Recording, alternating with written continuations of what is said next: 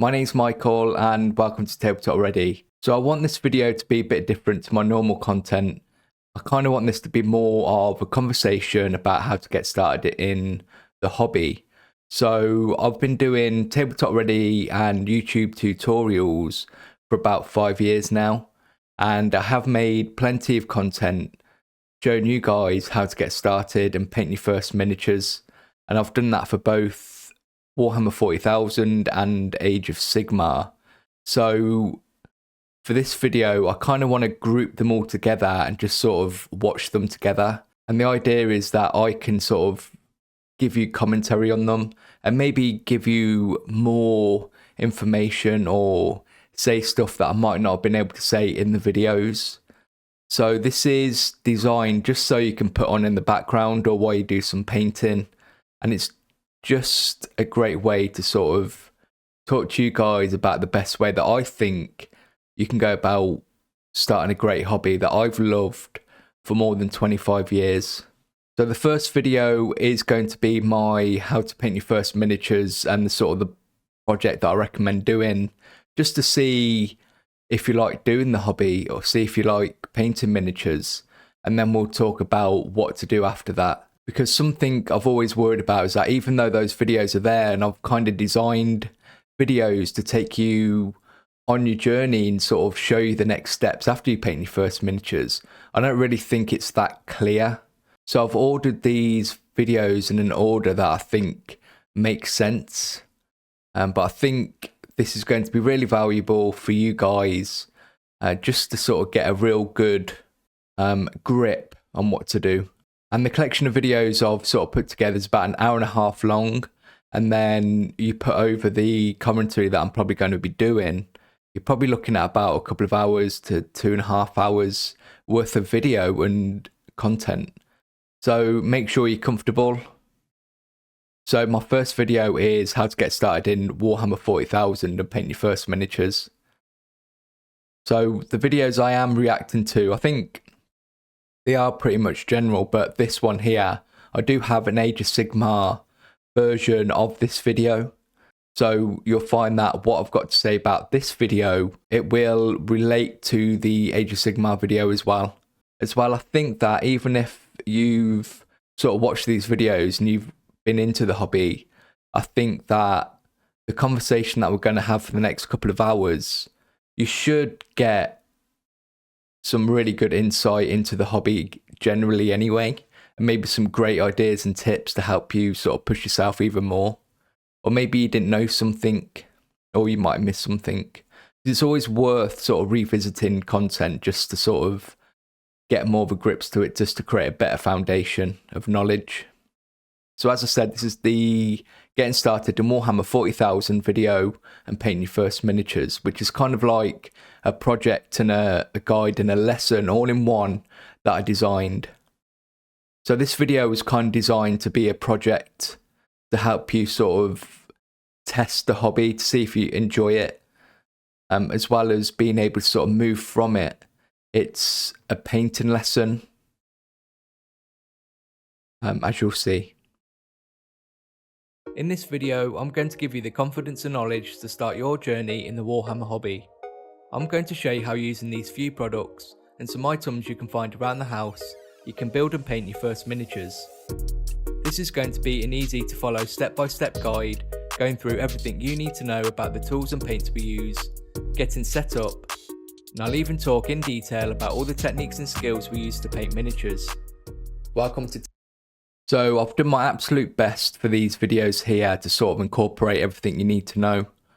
So it's sort of a standalone video. TableTopReady, my name's Michael, and I want to be able to share this amazing hobby with you and help you get started. If you enjoy my content, I would love for you to give this video a like and let me know in the comments below. It really helps get my content out to more people. Please make sure to and if you want to support like the this video as well, you can become a channel member, or you can join my Patreon, which I'll also link in the description. I really do appreciate any help and support, and it I've goes a taken long these way bits to out of creating future all the videos content as well. on I've the just channel. kept in for the It first also video, allows obviously, me just keep to making sort of improvements to the quality of the get you videos I guys make to for sort you. of help out and support the And I channel really by liking the massively video. appreciate the continued support from these amazing people who've made this tutorial possible. And I would like to say a massive So thank this you video's to actually Will about 3 years Stonehouse, old who has recently become a supporter on the at channel. the time of recording Thank you this so much. video. Before we get started, But it's all still let's have a relevant. look at the products and items I recommend getting and what I'm going to be using throughout this video. Let's first take a look at this getting started with Warhammer. So I think this is an absolutely fantastic product. It comes with a magazine, it comes with 2 exclusive miniatures. I think I know there's another product that has a couple of paints in and maybe like 4 to 6 like miniatures, I'm not too sure, and a paintbrush. The 2 main products that I sort of suggest buying is this getting started Warhammer 40,000 magazine and the paints and tool set. And the reason for that is it sort of gives you a great start into the hobby. And it sort of sets you up to sort of continue into the hobby after this video as well. One of the main things that I remember from getting started in the hobby was not just being excited about painting the miniatures and collecting the miniatures, it was getting involved and absorbed into the lore and the universe of Warhammer 40,000, which I think the magazine does a great job with, which we'll see in a minute because we'll have a quick flip through. But it sort of explains the hobby, all the factions, and sort of breaks down the lore a bit as well. And the 2 miniatures here, as I said, are exclusive, which aren't available in any other kit as well. And I kind of use the packaging that you get with this to sort of help in your painting journey. Warhammer 40,000 pack, alongside the paints and tool set, which are the products that I consider the best place to get started. The Getting Started pack contains 2 miniatures, a Space Marine and a Tyrannid, which are both limited miniatures to this Getting Started pack. You also get this great magazine, which introduces you to the Warhammer hobby and the lore of the 41st millennium. This means you can get immersed straight away, helping you to elevate the experience of painting your first miniatures. Yeah, so that was just like a quick flip through. But just generally, as I said before, all those products are just a great way to sort of get you excited about the hobby and just sort of starting that journey. Because the paint and tool set as well, from what you learn in this video, you can go on to paint either a small faction of Space Marines or Tyrannids. Learn about the terrifying setting of the 40k universe, where humanity is spread across the galaxy in the vast and fragmented Imperium, which fights for its own survival against numerous alien races, dark gods, and its own bureaucracy and corruption. And you can read about all these different factions and alien races in detail, with amazing artwork and inspirational images of the miniatures. The pictures in there them. were fantastic, just to sort of to help you build and be paint really inspirational. what's inside this paints and tool set. You get a great variety of 13 paints, a brush, clippers, and a scraping tool, which I'll explain how to use later. And that sets you up. Something else I recommend doing is buying some different brushes on top of the starter brush you get in the paints and tool set. Now, I suggest doing this because for one, the starter brush is terrible. I'm going to be honest, it's probably one of the worst brushes I've ever experienced. They do really need to change it for the future. But also as well, you see in sort of my later videos, I always kind of suggest having a variety of brushes because you do different things with them. So from like base coats to washes to shades and highlighting and dry brushing, you can't really expect one brush to do everything. So I sort of suggest 3 different brushes just to sort of give you just to cover the sort of different techniques that I'll be showing in this video. And again, it's just sort of setting you up to continue after this video as well. Because I just thought to myself, if I expect people to use the starter brush they're going to have a terrible time, and that's going to be their impression of what it's like to paint, when it really isn't.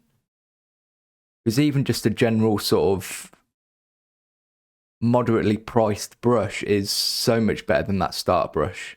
But I do suggest using the starter brush for something easy, say like washes or something that isn't where you don't need to be precise. Here I've got a medium layer brush, a small base brush and a medium dry brush. I recommend getting these brushes so we can better explore the different techniques I'll be showing you throughout this video.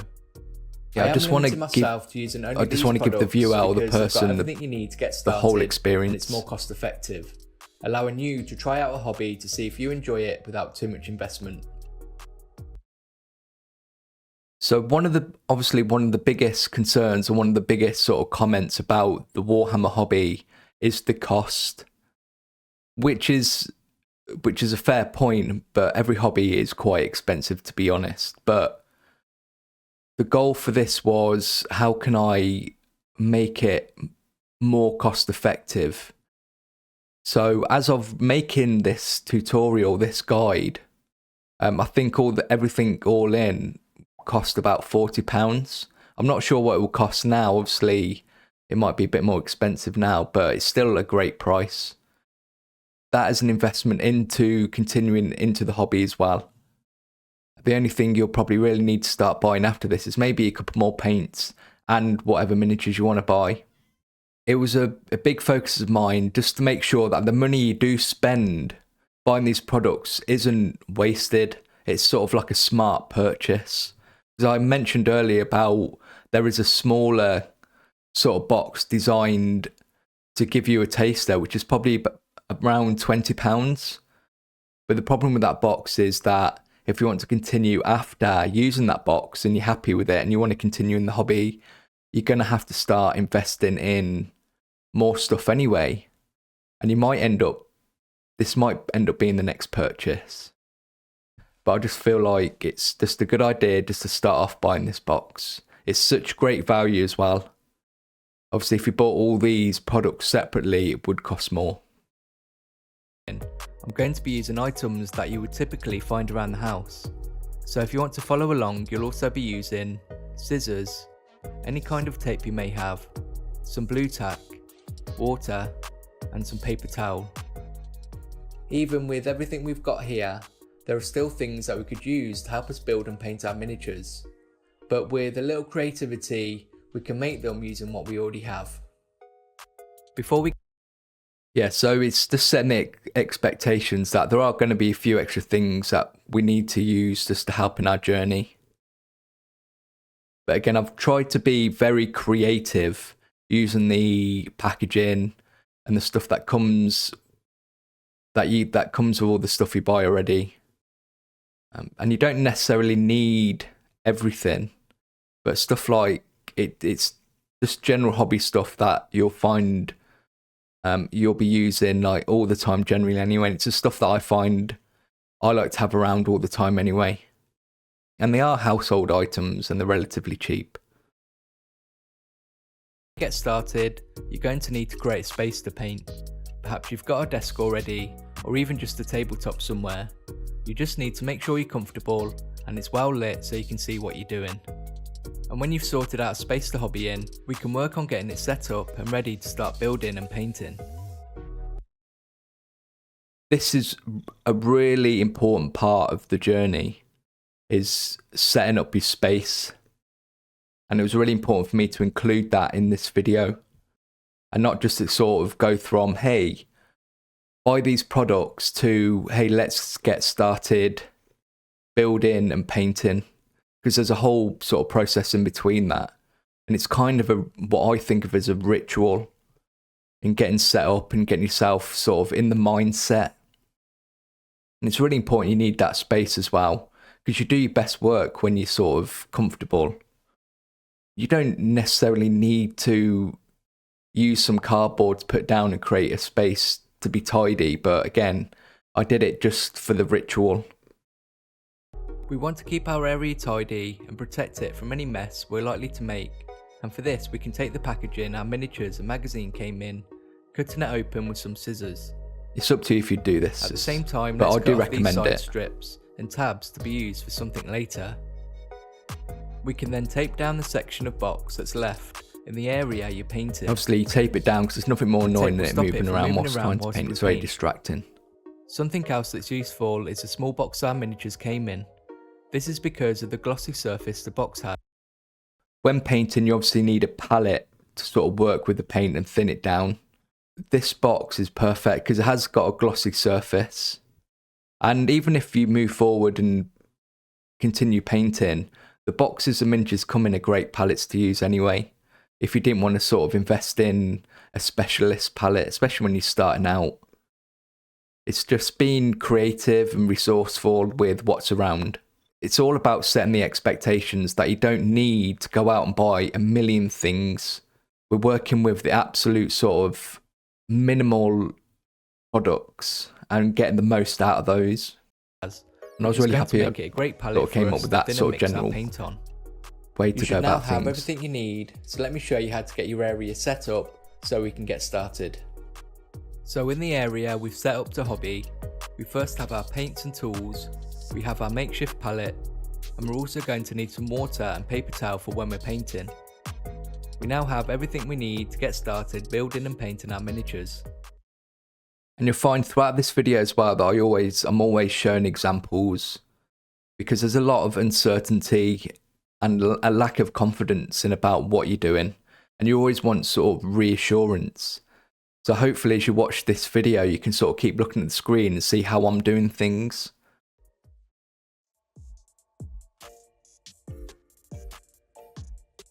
Before we start, we're going to need to clean up and put our miniatures together. When you get yourself some miniatures, they'll need some assembling and the parts will be connected to a frame called a sprue. Don't panic though, as each part will be numbered, which will help to assemble our miniatures. Again, in the magazine it's got everything included. To remove the parts from the sprue, you're going to need the clippers. These clippers are fantastic and I've got a couple of pairs of these clippers and I still use them today. You don't need anything that fancy after this. You just need to be careful about the products people are suggesting buying. Because again, it's just a lot of people have this mindset that the better the products, the better it is for you. But really, it's like start off with a mentality of it's good enough.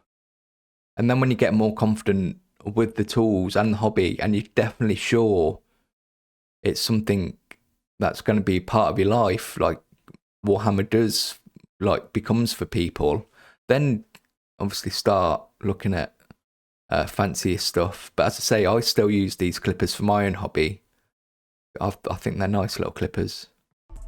Go around cutting all the connections, keeping the parts in place, making sure to keep the flat side of the clippers against the part you're cutting off the sprue. Something else you can do as well, if you are really worried, you can sort of cut a bit further away from the miniature. And then once it's off the sprue, you can sort of remove the excess bit of sprue as well, just for that extra level of safety. Well, not safety, but you have a bit more leeway, a bit more room. Once you've done that, take a look at each part and you'll notice that where you've cut the connection, it doesn't look very good. And you'll also see the mould lines, which we want to clean up. This is what the scraping tool is for. Being very careful and applying a small amount of pressure. With the new miniatures, you don't tend to get many mould lines, to be fair, but you can. Out the areas where the sprue connections were. Take your time when cleaning any part, so we don't remove any material we shouldn't be. This little scraping tool is fantastic, and it's very good at removing plastic, so you really do have to be careful and just be gentle.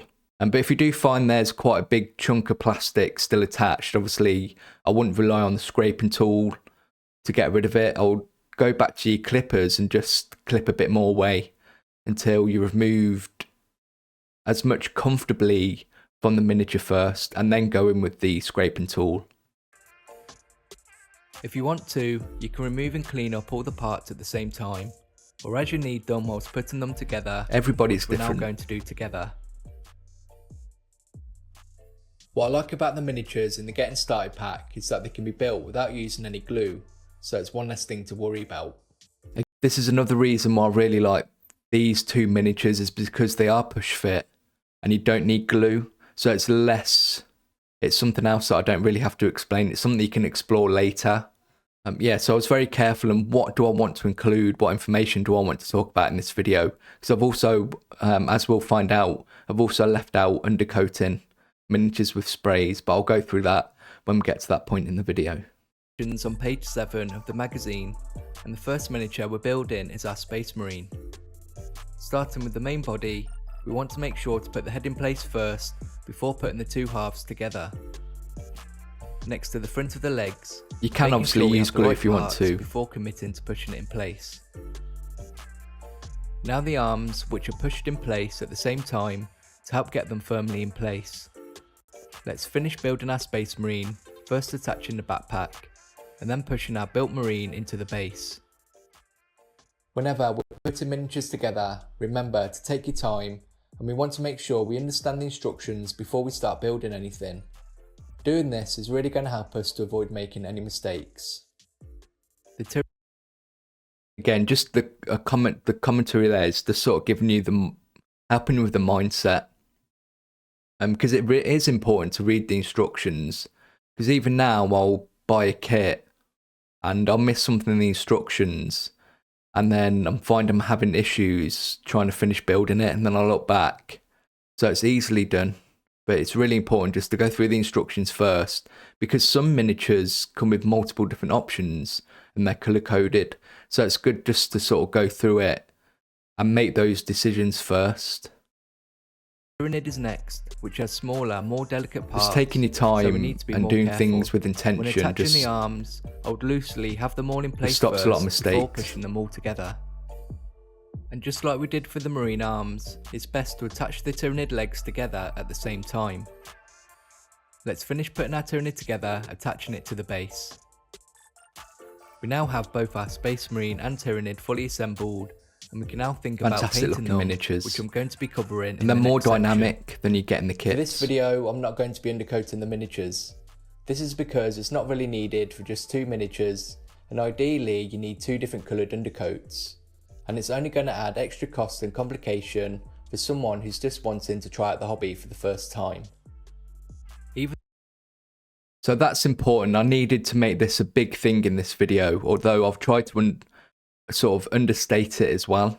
Because I had made an original video. I made a version of this video for 9th edition with a Space Marine and a Necron. And I went through the process of suggesting to clean the plastic with some soapy water first and then not undercoat, and it's just that you get so many comments saying, oh, you need to prime or you need to undercoat the miniatures. And I would suggest that moving forward, if you buy, say, like a squad of Space Marines or you're building up your collection, it is a good idea to undercoat your miniatures for best practice. But just when you're first starting out, you don't need it. It's like each spray is like 10 to 15 pounds. Even like a non-Citadel undercoat or spray can reach up to like 10 pounds. So again, it's just looking at the cost, and you're not necessarily going to be using these in games. You're probably just going to put these on the shelf, so they don't need to be so robust. I would then have the complication of trying to teach you guys how to use an undercoat, because that in itself is quite tricky. And again, even to these days, the planets need to align and everything needs to be perfect to really get it right.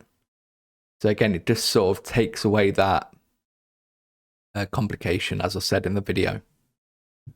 But I do talk about if you do want to undercoat, which is absolutely fine as well. But until you know you're going to continue after this, I just don't think it's worth investing in an undercoat, because you might not want to continue on with Space Marines or Tyranids. You might want to do a completely different army. Even though I'm not undercoating my miniatures in this video, feel free to undercoat yours if you want to.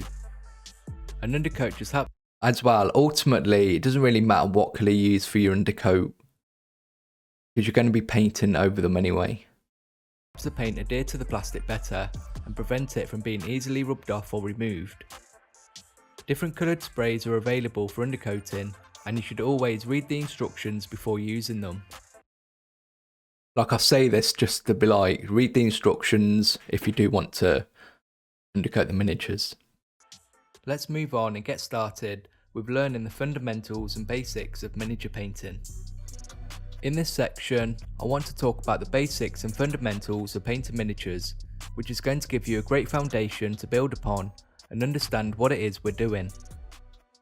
For me, learning the basics and fundamentals of painting miniatures is essential, because it's this that's going to help give us that confidence, and confidence comes from knowing how to do something.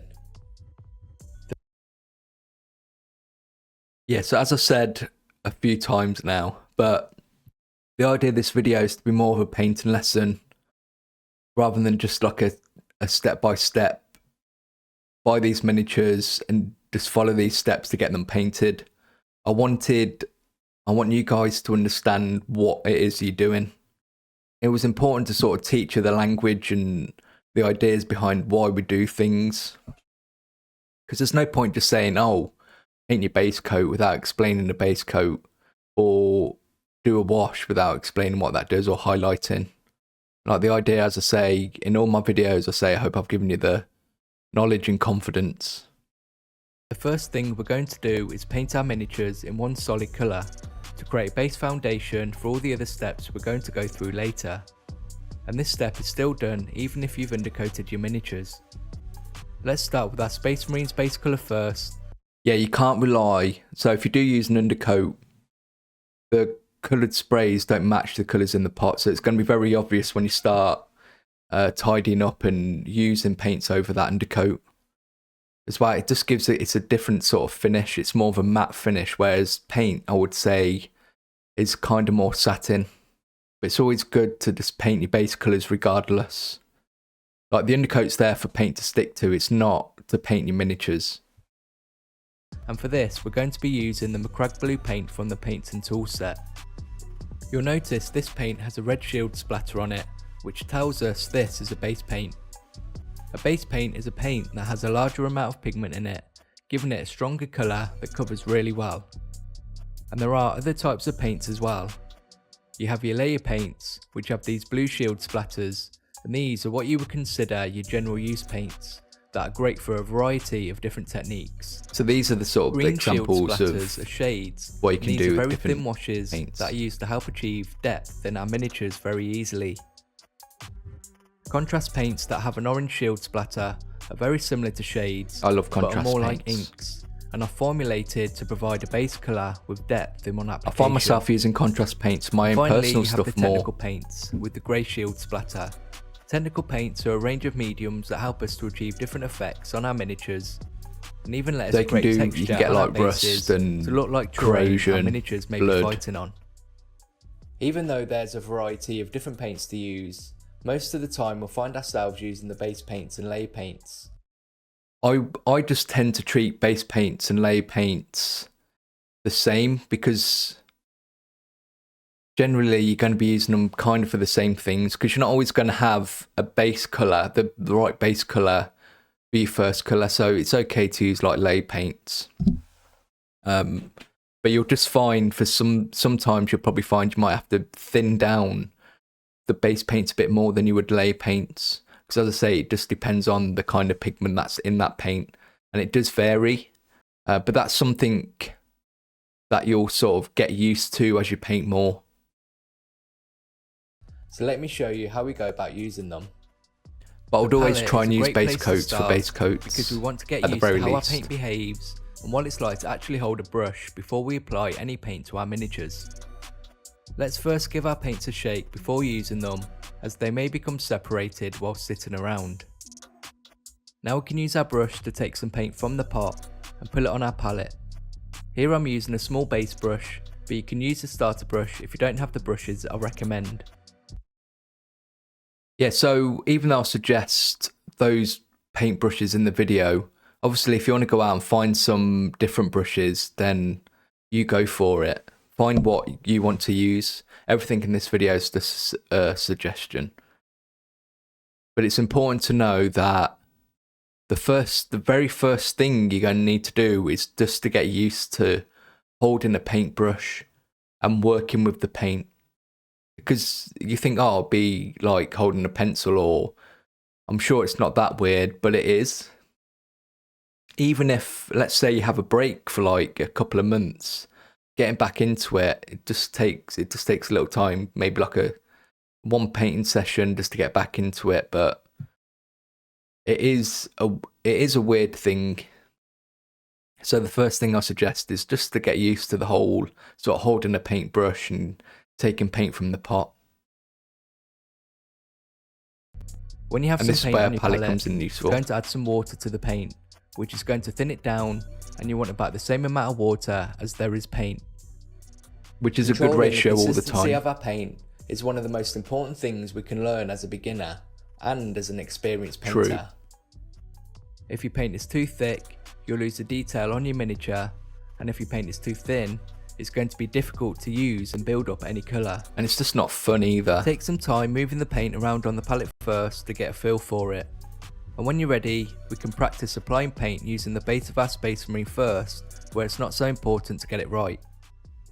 But there are things we can do to help us achieve better results when painting. To help give us better control over how much paint is deposited onto our miniatures, I like to first remove excess paint from the brush on some paper towel. Yeah, so this is a really big thing. It does make a difference, because when you're moving the paint around on the palette, you can obviously spend some time sort of trying to remove paint from the brush on the palette, but this is just sort of a bit quicker, and it just removes sort of like the paint on the outside of the brush, but keeps the paint on the inside of the bristles where it's really needed. So you're not finding like you're blobbing the paint onto your miniature. So it's not overloaded when we're painting. What we do with our hands and body can also have an impact whilst painting. We want to prevent a lot of movement in our arms by bringing our elbows in closer to our body, or even resting them on the table. As well, we want our hands to work together with the miniature we're painting, and we can do this by having some part of our painting hand contacting the other hand or the miniature. You find This you do keeps all everything in this sync and moving together, naturally anyway. keeping us in control of how the brush moves, stopping it from wandering around all over the place. But it's good When to you're know what ready you're to doing. paint, make sure to keep your brush moving and spread the paint around evenly, and avoid going over the areas you've already painted. Now that's massive as well, because a lot of the time people complain about brush painting because there's always streaks and unwanted texture, but that's one of the reasons there is texture, because if you're painting and you keep working the paint as it's drying, that texture stays in the paint. But if you're just very careful and you just paint it and not go over the areas where there is paint, just let it dry, you won't come across those kind of issues. It's not like 100% foolproof, it's not perfect, but it's just best practice. One of the reasons TableTopReady and the way I teach things exists is because of a guy called Darren Latham. If you didn't know, he works for Games Workshop. He's sort of head of the studio or project manager, I'm not quite sure. But he used to have a YouTube channel sort of around in 2020 when there was a lockdown. You have to understand that we're very lucky these days with all the information that's available to us about painting and being able to sort of go onto YouTube and the internet and learn how to paint. Whereas when I first started out, none of this information was kind of available, so you sort of had to figure it out on your own. But watching Darren Latham's videos, which aren't available anymore, sadly, he took the channel down. It sort of fills in a lot of gaps. So seeing those sort of changed the direction of how I saw this channel. But I include this, I sort of talk about this in every one of my videos now. And it's just what I consider sort of the fundamentals and basics of painting miniatures. And it's something that really does matter. And even if you've been painting for a couple of years, you can go back and sort of apply this and it'll make a huge difference. You don't want to create unwanted texture, which happens if you move the paint around whilst it's still drying. so make sure to let the paint dry before doing anything else. Hobby tip: having a painting handle or attaching the miniature to something to hold on to makes painting more comfortable and prevents us from touching our miniature too much. It also means our hands aren't getting in the way, we're less likely to drop the miniature, and it becomes a lot easier to rotate and manoeuvre the miniature, making it easier to get our brush into places. We can create a painting handle very easily using what we already have. Using 2 of the side strips we cut from the box, wrap each one around one of your brushes, forming a cylinder. We can then use some tape to keep the shape. Blue tack can then be used to secure your miniatures in place, ready for painting.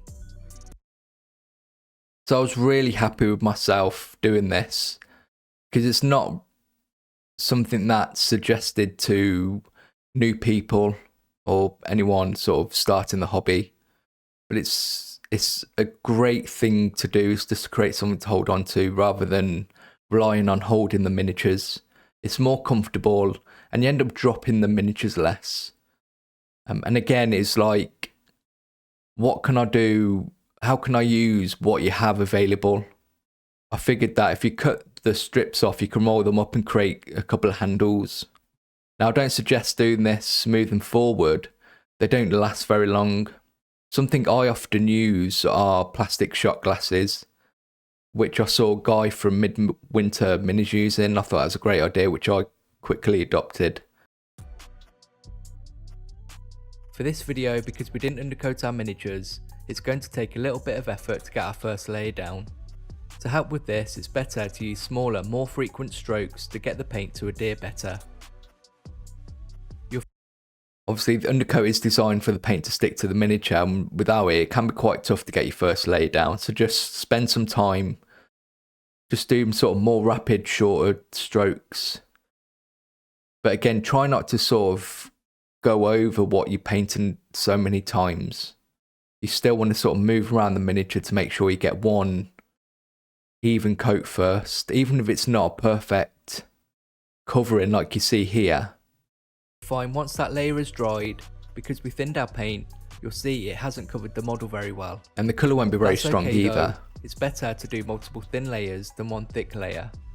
Painting in multiple thin layers means we can build up to a smooth solid colour without losing any details on our miniatures. For each layer, we want to make sure to follow the same process as our first layer, making sure each layer has completed.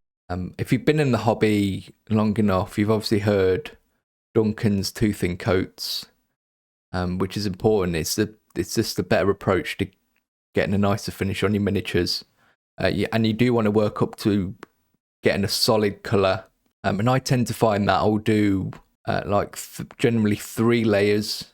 But I'll always find that the 3rd layer is quite quick to do. It's just sort of like a quick once over.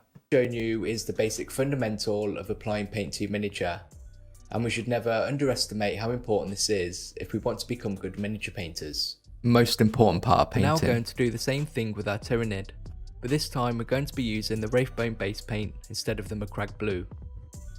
And when you're done painting the base colours for the Space Marine and Tyrannid, you should be feeling a bit more confident about painting. So let's continue and paint the other base colours on our miniatures. You have to remember, as while doing all of this as well, is that you're not doing all of this in one evening. Like, let's say you've sat down at 7 o'clock, you can't be expecting, oh, I'll have done all of this by 9 o'clock. The idea is to sort of spread this out over a few sessions and just take your time and enjoy it. It's not about how quickly you can get them done. At this point, you need to be slowing down and sort of getting your head around it and think to yourself, is this something I want to do? Going back to our Enjoy Space it. Marine, the next paint to use is Abaddon Black to paint the ribbon between the armour, his weapons, as well as the belt and any pouches. This is a good time to paint our base colours because we don't have to worry so much about being messy, as we can easily neaten things up, which could be more difficult to do once we start adding definition and highlights. The best advice I can give to anyone who's new to painting is to get all your base colours down first, making sure to get nice solid colours and to keep everything neat and tidy. This helps us practice the basics and it gives us a good foundation for using other painting techniques later. Painting all your base colours at this stage is actually 50% of the whole process of painting miniatures. Anything else after this is just extra. And it's still an approach I do when I'm painting my own miniatures, is to paint all the base colours first, just so I've got an idea of what colour everything's going to be. And the miniature kind of looks finished already, so there's no sort of like sitting around and sort of wondering, oh, what colour should I do this next or that. You sort of get that all out of the way. And if you decide that a colour doesn't work in a certain area, it's easy enough just to sort of change it there and then before you start doing your shades and highlights, where it can be more difficult to change things up and correct things. With all those details painted, let's now...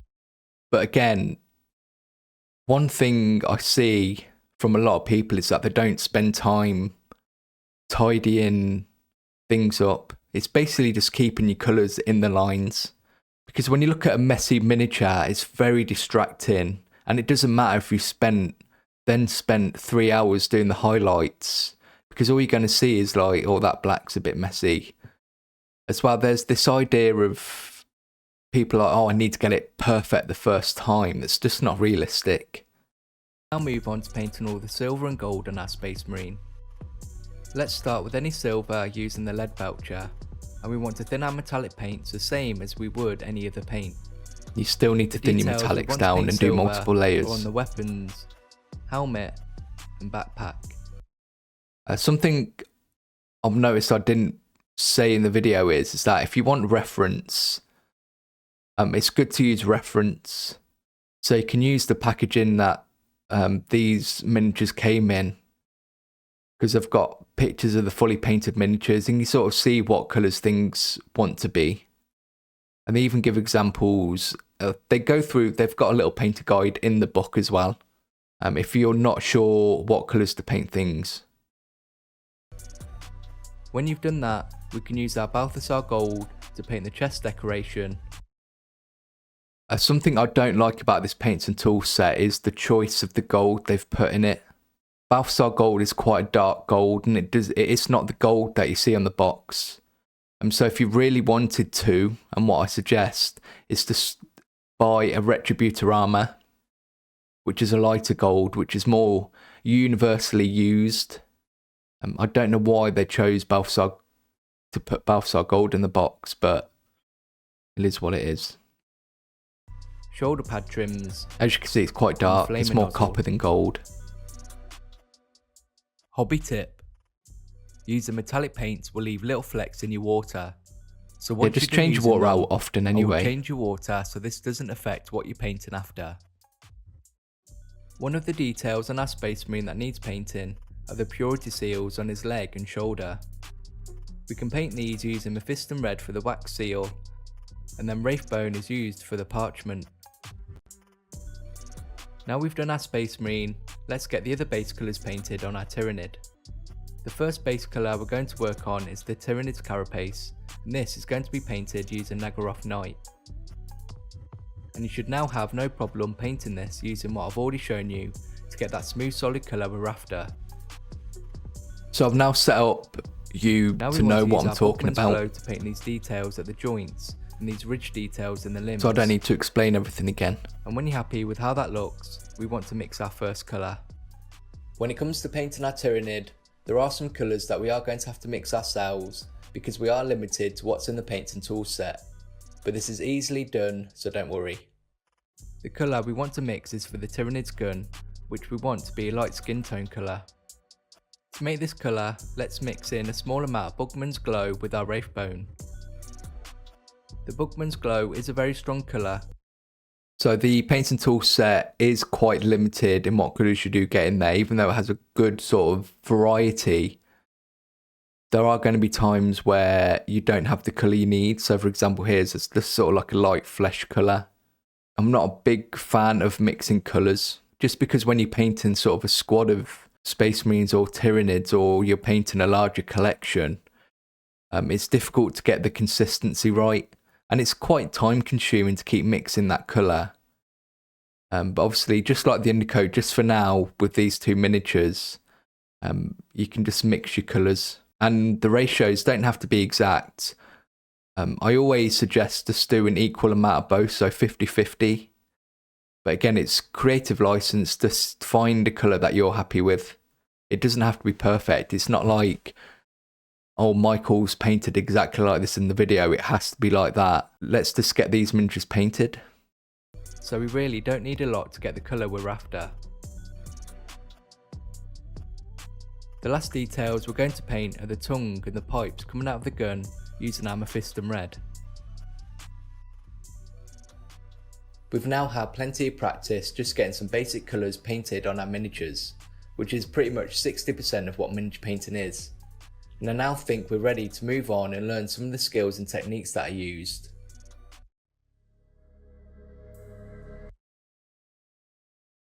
Okay, so we're about halfway through the video now, and we're at the stage where we've done our base colours, and now it's time to sort of learn about the different techniques. Again, this video is more about just explaining how miniatures are painted, just so you can walk away and have a better understanding. So when you hear people talking about painting miniatures, you know what they're talking about. I think we're now ready to learn some more skills and talk about the ideas behind painting miniatures. But the basics are I important. don't just want to tell you how to paint your miniatures. It's important for me that you also understand the process and why we do things, so that when you're done painting your Space Marine and Tyranid, you'll have the confidence to go away and paint even more miniatures. But we do have to start somewhere. And this means we at least need a basic understanding of how objects interact with light. This allows us to use shadows and highlights to bring out details and shapes, helping our miniatures to stand out more. At the moment our miniatures are looking pretty flat, so to make them more exciting to look at, we want to start bringing out all those details and features. Okay, I'll remove my camera just so we can have a look at what this says. So, definition, the act of defining or of making something distinct or clear, which kind of sums it up. I've taken some liberty and sort of changed the wording a bit from the dictionary, just so I can apply it to miniature painting. It's about bringing out the details, because you have to remember that these miniatures are quite small, and you're going to be looking at them most of the time at arm's length. You're not going to be holding them close to your face. Let's have a look at this picture of a Space Marine. It looks flat, and although the shape is there, you can't really see any of the details. But once you add some lines to the picture, you start to see the details you couldn't before. This is essentially what we're now going to do for our miniatures. The first method for creating definition is with a wash, which is going to be perfect for our Tyranid, which has a lot of organic soft details. To make our wash, we're going to be using our Magos Purple contrast paint. Normally we would use a contrast paint as it is, but because we want to use it as a wash, we're going to thin it down first with twice the amount of water. So I would only do this for this video, just because water affects the pigment in paints and the contrast in a weird way. It breaks up the pigments, and you'll see in a minute once I show you what this wash looks like dry. It looks quite patchy and the texture's off. It doesn't look very smooth. So just in the future, if you watch any of my full Tyranid tutorials after this or in the future, you'll see that I use Lamy medium. When everyone talks about medium, it's just talking about the what the paint's made of without the colour. So it's like a colourless paint. So when you use it to thin your paints down, the paint behaves and acts like it should. As well, if you watch the official Games Workshop tutorials for their Tyranids, they won't thin this down, but you'll see that the result is a very purple skin, and it's a lot of effort to bring that back to sort of like the creamy white you see on the box. That's why I suggest thinning it down. It weakens the colour. and gives a more pleasing result, closer to what we're after. This is going to make our contrast paint more transparent. And again, you can, like here, you can see me using the tray the paint's coming in the tool set just to create like a little palette for the washes. Because obviously they can go everywhere on the box. But that's an alternative use of that, is to use it as a palette tray. So it doesn't overpower the base colour we've already painted.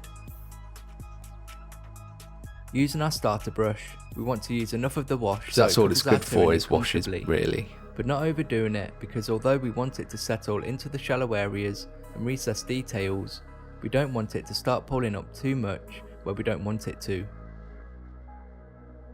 If you do see this happening, we can use our brush to remove the excess wash we don't want. And when it's dried, So here you can see it looks quite grainy and patchy. That's because the pigment is broken up unevenly. But if you use Alarmy Medium, that'll look a lot nicer and smoother. But in a pinch, like, water's absolutely fine, especially when starting out. It's something you can move on to. I just want to explain that there are better options out there than water, even though water is absolutely fine to use. completely, you'll find that the wash settled more in the shallow areas than the raised areas, helping to create that definition. We could do the same thing to create definition on our Space Marine, but using a wash is going to change the blue colour, which we don't want. So for our Space Marine, and you could do that and spend time going back in with your Macragge blue and just painting on the areas, on the flatter areas, which is fine. But again, it's quite time consuming, but here I'm going to show you a different approach.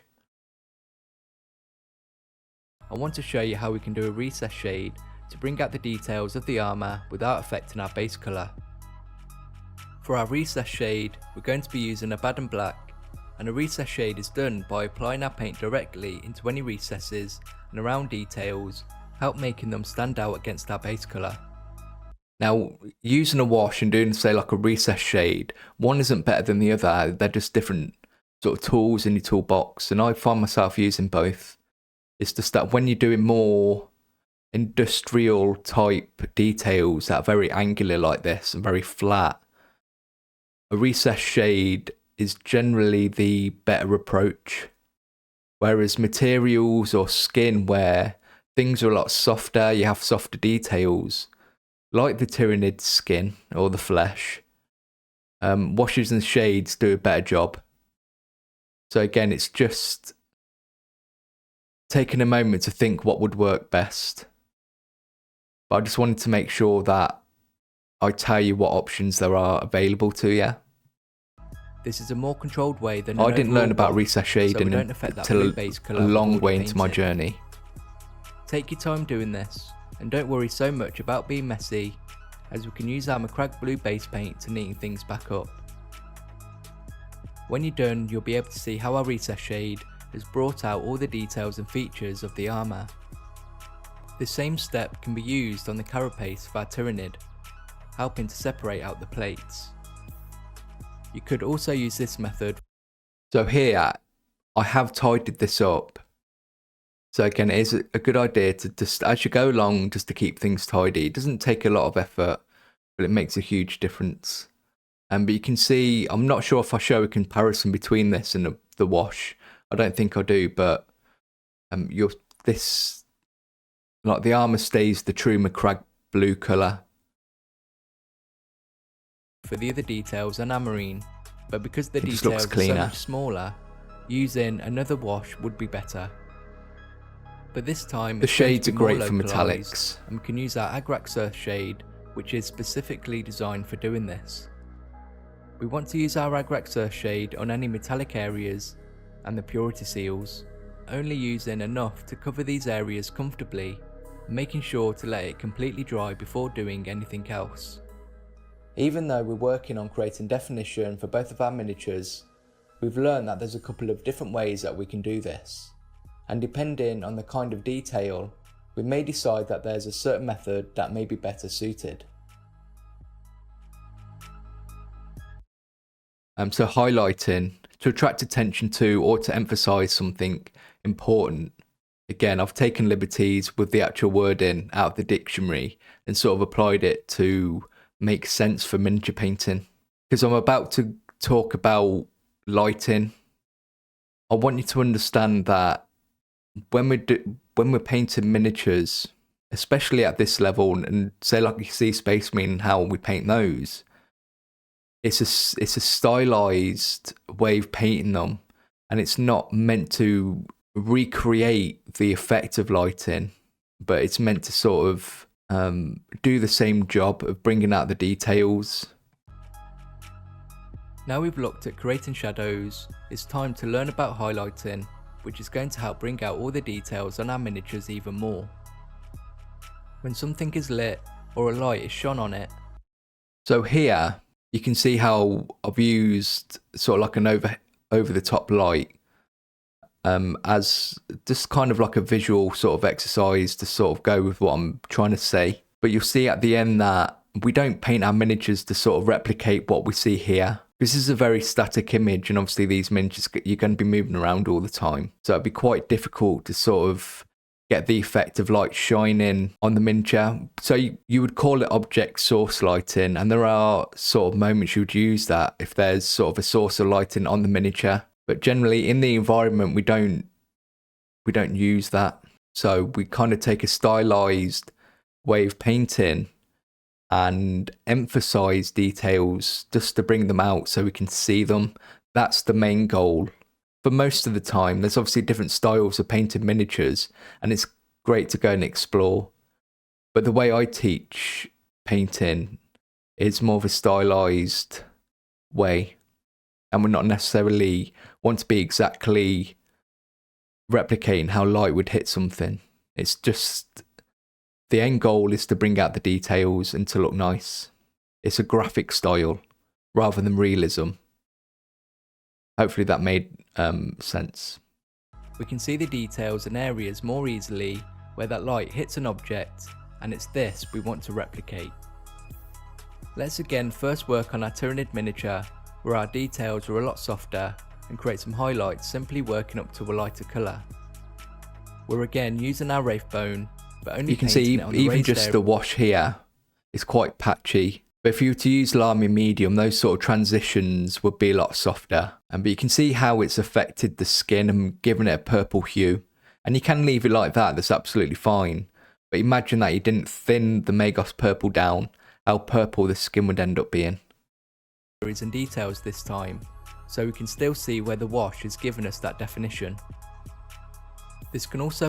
And you can even thin the paint down more than that 50-50 ratio I suggest to get an even softer effect, which you would call glazing. But again, it's just a different ratio of water to paint is all it is. But again, it's just spending this time exploring how the paint works and how we apply it to the miniature. It's just getting used to it all. Be done on the Tyranid's gun with our light skin tone mix.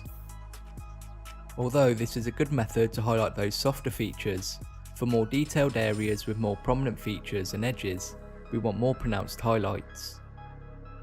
One of the ways we can achieve this is with a dry brush, and it's this method that's shown to beginner painters because it's a way to get those highlights with very little effort in a short amount of time.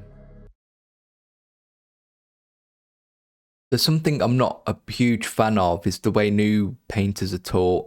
And a lot of it just comes down, just do an overall wash and then do a dry brush and you're done. That isn't teaching anyone how to paint. So I'll never shy away from using line highlights or recess shades, for example. I'm very confident that anyone is able to achieve what I'm showing in all my videos. And I know that because I can paint like that. Because I've not always been a great painter. In fact, before the channel, I would consider myself a very sort of mediocre painter. And it's only through doing these tutorials and videos that I've become quite competent at it. But that's because I've pushed myself and taught myself so I can show you guys.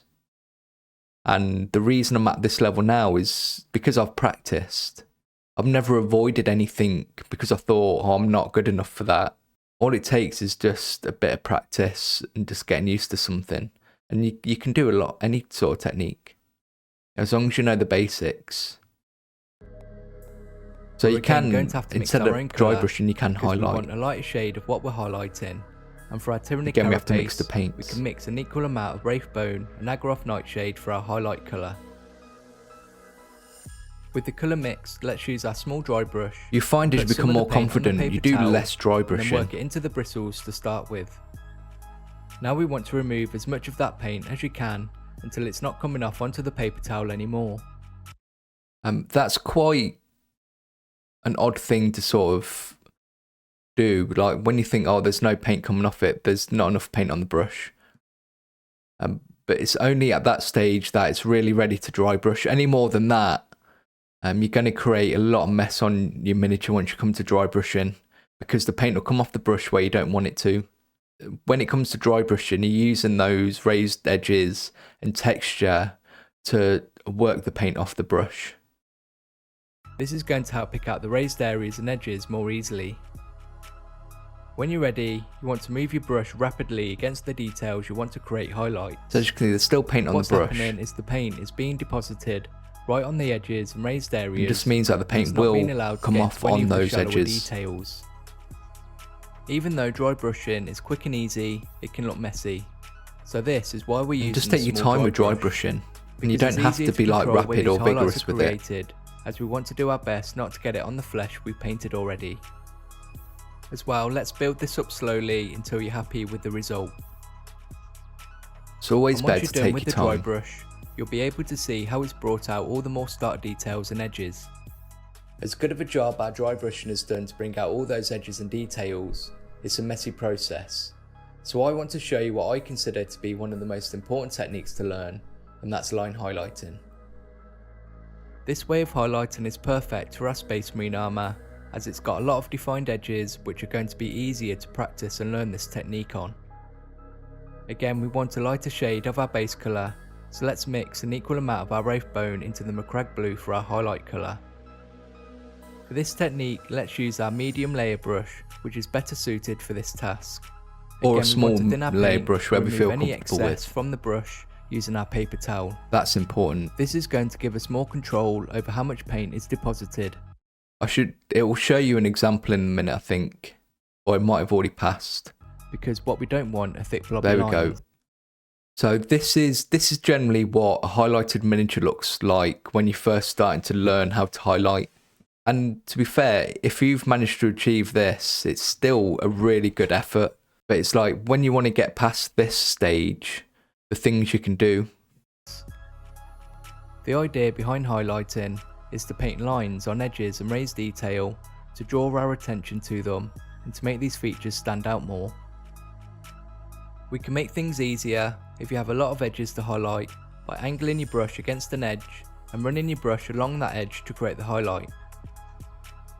For places you can't do this, then you're just going to have to take your time painting those thin lines along edges and on details you want to highlight. Hobby tip. I regularly like to use a pair of reading glasses because they really help me see what I'm doing, because most of the time we're dealing with really small details. I'll show you, like what I'm showing here is pretty much a true representation of the difference. So on the left is with if you were wearing magnifiers or reading glasses, because the eyes aren't meant to focus that much. So you can't expect your eyes to sort of focus at a miniature this close up perfectly. And it's a lot better for your eyes just to sort of help them with some magnifiers or reading glasses. And you can get cheap reading glasses. I think I used to use glasses that cost like £3, like quite cheap ones. Now though, I do have a pair of prescription reading glasses. I used to wear 2 pairs of glasses, which wasn't very comfortable. And you can go onto websites like Glasses Direct and get a pair of relatively cheap glasses for about £15 and put your prescription in there and just add the magnification on your prescription. And I find that's the most comfortable way. And I know there are magnifying glasses that you sort of wear over your head, but I just find a pair of reading glasses is just more comfortable. You'll really notice the difference when you can actually see what your brush This was is a doing. massive change for me. As I keep saying, it's important to take our time when we're painting our miniatures. And We it don't just need to helped do so everything in one much. sitting. Hobbies are meant to be fun and shouldn't feel like a chore, so slow down and enjoy the process. After you're done, you'll see how more defined our edges look, more so than if we had dry brushed them. I will always say that highlighting is one of the most important techniques to really practice and get good at. Not only does it improve the look of our miniatures, but it also helps to improve our brush control and hand-eye coordination, making us better miniature painters overall. And that's really important to know as well, because this comes from experience. So when I was learning to highlight and I practiced, there was a time where I just wanted to get better at highlighting, so I spent about 6 to 8 weeks just highlighting Space Marines, just to sort of practice and learn how to highlight properly. And I wasn't doing anything fancy, I was just doing literally edge highlights. But by the end of it, and you don't even realise it, you'll sort of like come to the realisation that, oh, highlighting has become so much easier. But then when you go back and start doing other things like just painting your base colours or doing other techniques, how much sort of less effort it is to do a better job. And that's because you built the connection between like your brain and your hand. And that's what it means when you talk about hand-eye coordination and brush control. Don't worry though, if you don't feel confident enough highlighting your marine And you this can way, dry brush the you could come Space back Marine. to it later when you do, or you can simply do the dry brush method. Always only do what you feel more comfortable doing. Now you've If you do want to dry brush the armour like that, because you don't really feel comfortable enough doing these highlights, I will do that before you do the other base colours. So if you're going to do the dry brush method, I'll paint the blue armour, do the recess shade, tidy everything up, then do your dry brush, and then just follow as normal, like doing all your base colours. Because otherwise, if you dry brush while you've got all the other details there, you're just going to get blue everywhere. learned some more techniques, you should now have a better understanding of what I'm talking about, and we can work on getting both our miniatures finished. To finish our Space Marine, let's first work on our metallic details, using our base colours we started with to lighten the raised areas and details. Yeah, so because you use a shade and a wash, sometimes it does, as I say, it darkens the colour you use them over. But there is an option there where you can go back and just lighten those raised areas. It's just an option. Making sure to keep that definition we created with our Ragrack Surf shade. To highlight all the details we painted black, we want a grey mix which is made using an equal amount of Abaddon black and Corax white. When you have your grey colour, you can either dry brush or line highlight these edges depending on how you're feeling about those line highlights. To finish the purity seals, we can use Mephiston red on the wax seal and Wraithbone to highlight the parchment. To finish our Tyrannid, So you notice now that I'm not explaining as much, I'm just sort of telling you the technique and colour. That's because I've explained what those mean. So now you're able to follow instructions and you understand the terminology that I'm using. let's first finish the gun with a highlight using Wraithbone. We can then work on painting any claws and armour plates we want to be black using our Abaddon black. You'll notice on the Tyrannids I left that black quite late. That's because I did the wash. Finish these details highlighting any edges using our Thunderhawk blue layer paint. So you can mess with the order you do things. It's For the not teeth we can paint them first using Wraithbone. It's not an exact After that thing. we can use some Ragrack Surf shade to help define the shape of the teeth. Let's just take a moment to think about the fact that you knew nothing when this video started. Now you're able to follow these last few steps to get an miniatures painted with very little explanation. But don't worry, if you need to, you can always go back and rewatch some of the areas of this tutorial. Yeah, so it's just, I was just saying the point there I was just making is that at the start of the video, you go from not knowing anything to understanding a lot more about miniature painting and the terminology and the words used, and which was a big goal for this video as well, because that's important. You need to understand what people are talking about if you're going to learn about it. And again, it's a good idea to keep going back and forth. Like, I'd watch this video all the way through, and I suggest watching all these videos that we're going through today, just watching it without my commentary, and then going away and putting it into practice, and then coming back and maybe watching parts of it here and there again. And you'll find you'll have an even better understanding because you put it into practice and you sort of have a real world experience, and you can connect all the dots better. So it's just good to go back and forth about things all the time. And that's with any kind of tutorial or anything you're learning. You can't just read a book and just absorb it in one go. It's always just good to sort of read about it, think about it a few times before it really sort of sets in. So we've learnt a lot whilst getting our miniatures painted, but we've created a great foundation of knowledge that you can take away and use on future projects. And I think it's now time to finish up and paint our bases.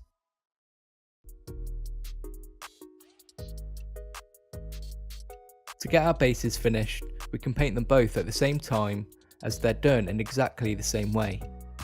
Let's get our base colours painted first, and we want... So with the bases, it's just have fun with it and just use what you've learned in the video to get them painted. They don't have to be perfect, it should be fun. To start with a grey mix to paint the rocks and ground. After you're done with the rocky details, again, I'm not really explaining anything. The other details on the base however you want. Then give everything a wash using our Agrak Surf shade to create some much needed definition. Let's lighten the rocks back up using our grey mix to help them stand out from the ground. We can finish our bases with a very light dry brush of Wraithbone. And the last thing to do is to neaten up the rim of the bases using a Baden Black. I personally, I don't think the bases have to be that well defined as the miniature. Just because you want all the focus to be on the miniature. But again, it's a personal choice. A lot of people love doing bases. It's just something I'm personally... Doing bases isn't my most favourite part of the hobby. For this video, it was important for me to not just show you how to paint your first 2 miniatures, but to actually teach you how we paint miniatures. And I wanted to give you all the information and knowledge that I wish someone had given me when I first started, so that you have a better understanding of the hobby moving forward. And I also wanted you to have a couple of miniatures that you could be really proud of. So let's see how they turned out. So these are the 2 miniatures you can paint using this video. And it's not a huge leap to expect that, because I've gone through everything in detail and I've not skipped anything. I've been very I've tried to give you as much information as possible and visual examples. So even if obviously it's not going to be 100%, but just because I've obviously got more experience and I've been painting for like 25 years now. But you should come pretty close to this. It's just about just taking your time. And you can achieve this, even as your first 2 miniatures. But don't worry if they don't look like this. The most important thing is that you've learned. It's the lessons learned. Both our Space Marine and Tyrannid are now painted, and I really hope I've been able to give you the confidence and knowledge to be able to continue and paint even more miniatures. That's the important thing. If you want to continue to learn more about painting miniatures, there are plenty of other tutorials on the channel to help you. I really do enjoy making these videos, and I love hearing about your own journey into the hobby. So let me know in the comments and leave a like if you enjoyed it. Okay, so that was our first video. So hopefully you're enjoying this sort of format of me sort of commentating on these videos and sort of elaborating more on what I was trying to achieve with them. I would really appreciate if you do like this video and you leave a comment, just give me sort of your thoughts and ideas. And I want to sort of learn about your journey into the hobby as well. But that video was what I suggest as a great first project to sort of get your teeth stuck into. Obviously, it might not be the same for everybody. And even if you just watch that video and you don't buy the products or do any kind of painting, you should still learn a lot about miniature painting from the video, even just learning from the visuals and what I'm saying. So now we're moving on to sort of the next steps and what to do after that video. Because I get a lot of people sort of asking, oh, what do I do now? What do I need to collect? What do I need to buy? Which is a fair question. And I have made a series of videos. So this one is, I think, is how to Warhammer. And it's sort of hopefully setting up a better mindset in how to sort of go about painting and collecting and getting involved in the hobby. Because you don't have to go into the hobby and just automatically just buy everything you can. That's not a huge mistake that most people end up doing. And it's okay. There's a lot of people who sort of are very proud of like their huge collection of non-painted miniatures, but I find that then they're the people who complain about the prices of everything and how expensive the hobby is. I'm just showing that there's a better way. And it isn't a cheap hobby, but it's about spending wisely and getting the most out of the money you've spent on the hobby and not wasting it and not wasting potential. Best result would be to paint and build everything you buy and have a collection you can use like forever. Even when there's new editions of the game coming out, you've got that collection of miniatures and you're only just buying what's new basically. So when you're spending say like £45 on a squad of 10 Space Marines, although you do have to build and paint it, but that's part of the enjoyment, is making it your own. But then you've got a squad of Space Marines that you'll always have to use in the game. And the dream is just to have all your collections and then you can just buy like the new books for the new edition. But even then there's a way around that as well. So that's what this video is going to be all about, is just sort of like the mindset and how to sort of approach the hobby in a more realistic way. So this is how to Warhammer. When it comes to collecting and painting Warhammer, I know how daunting and overwhelming it can be. But I want to show you a better way to Warhammer. I'll be talking about what things we can buy to make it more affordable. Again, this applies to Age of Sigmar and 40k or any Warhammer what it is projects. that motivates us in the hobby. And hopefully by the end of this video, you'll have the confidence and knowledge to enjoy the hobby in a way that works best for you. Welcome to TableTopReady. My name's Michael, and in this video I want to show you what I think is a great way to approach collecting and painting in the Warhammer hobby. Yeah, so I made this video designed to be the video after that, painting your first miniatures.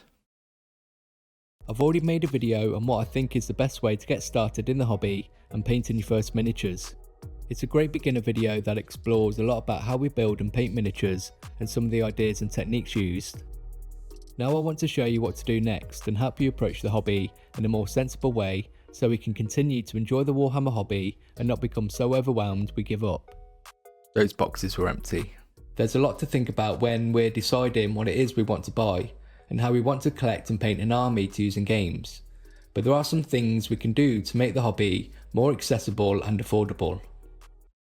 Again, that is like the biggest focus for most people, is they're worried, oh, this hobby is going to cost a lot of money. So this is just, again, all my videos are all about setting expectations and just easing those worries and just showing you, look, you don't have to worry so much. There's better ways to do things. And if you're sensible, yeah, over time, you're going to invest money, but it's a hobby. Like all hobbies, you do that with to get the most out of it. But you don't have to go in and spend £500 straight away to get involved.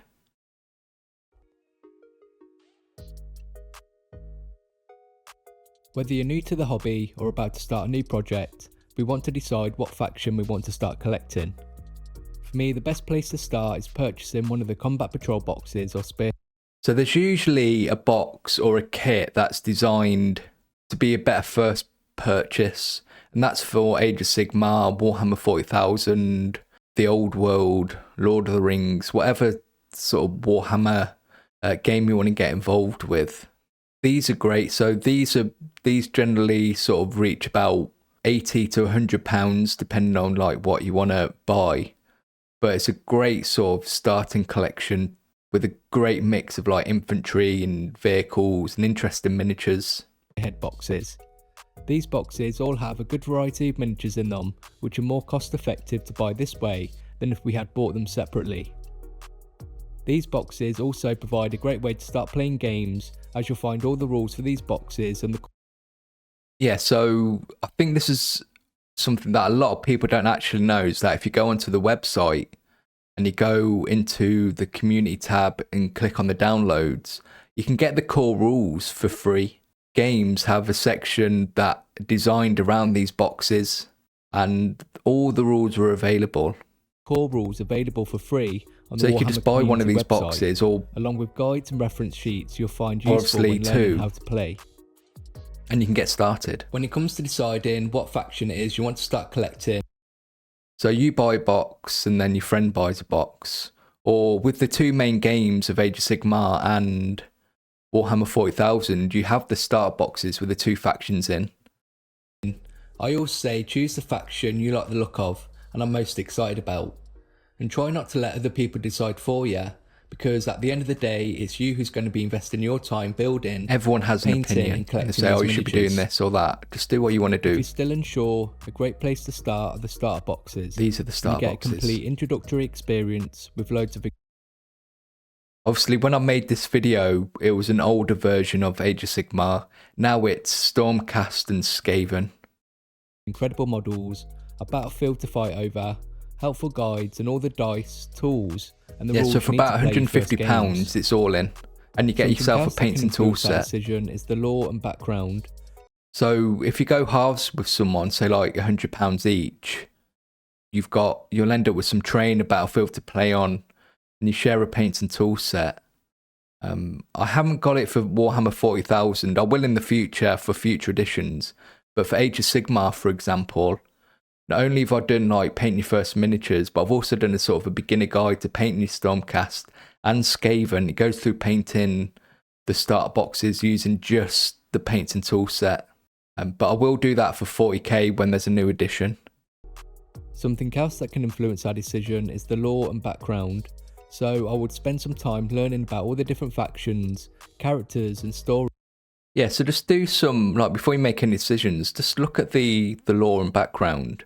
So some great, like the internet's a great place to go. Like on YouTube, you can search for videos telling you about all the lore, even just sort of general articles on the internet. There's like wikis that are available.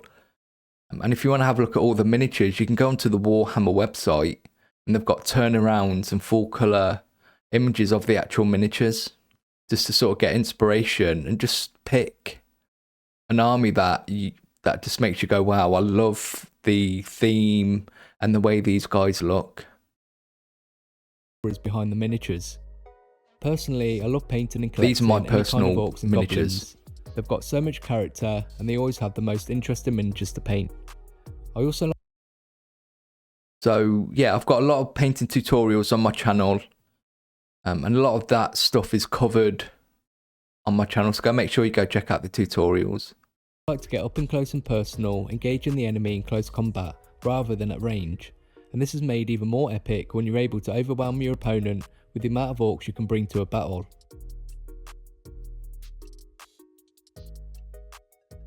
Once you've decided what faction... So this section is, because not only do people worry about having to buy the miniatures, it's then they think about, oh, now I have to buy all the paints and the brushes I need. And when you look at one of my tutorials, I do paint to a level to achieve the standard you see on the box, but that's just the way I like to personally paint things.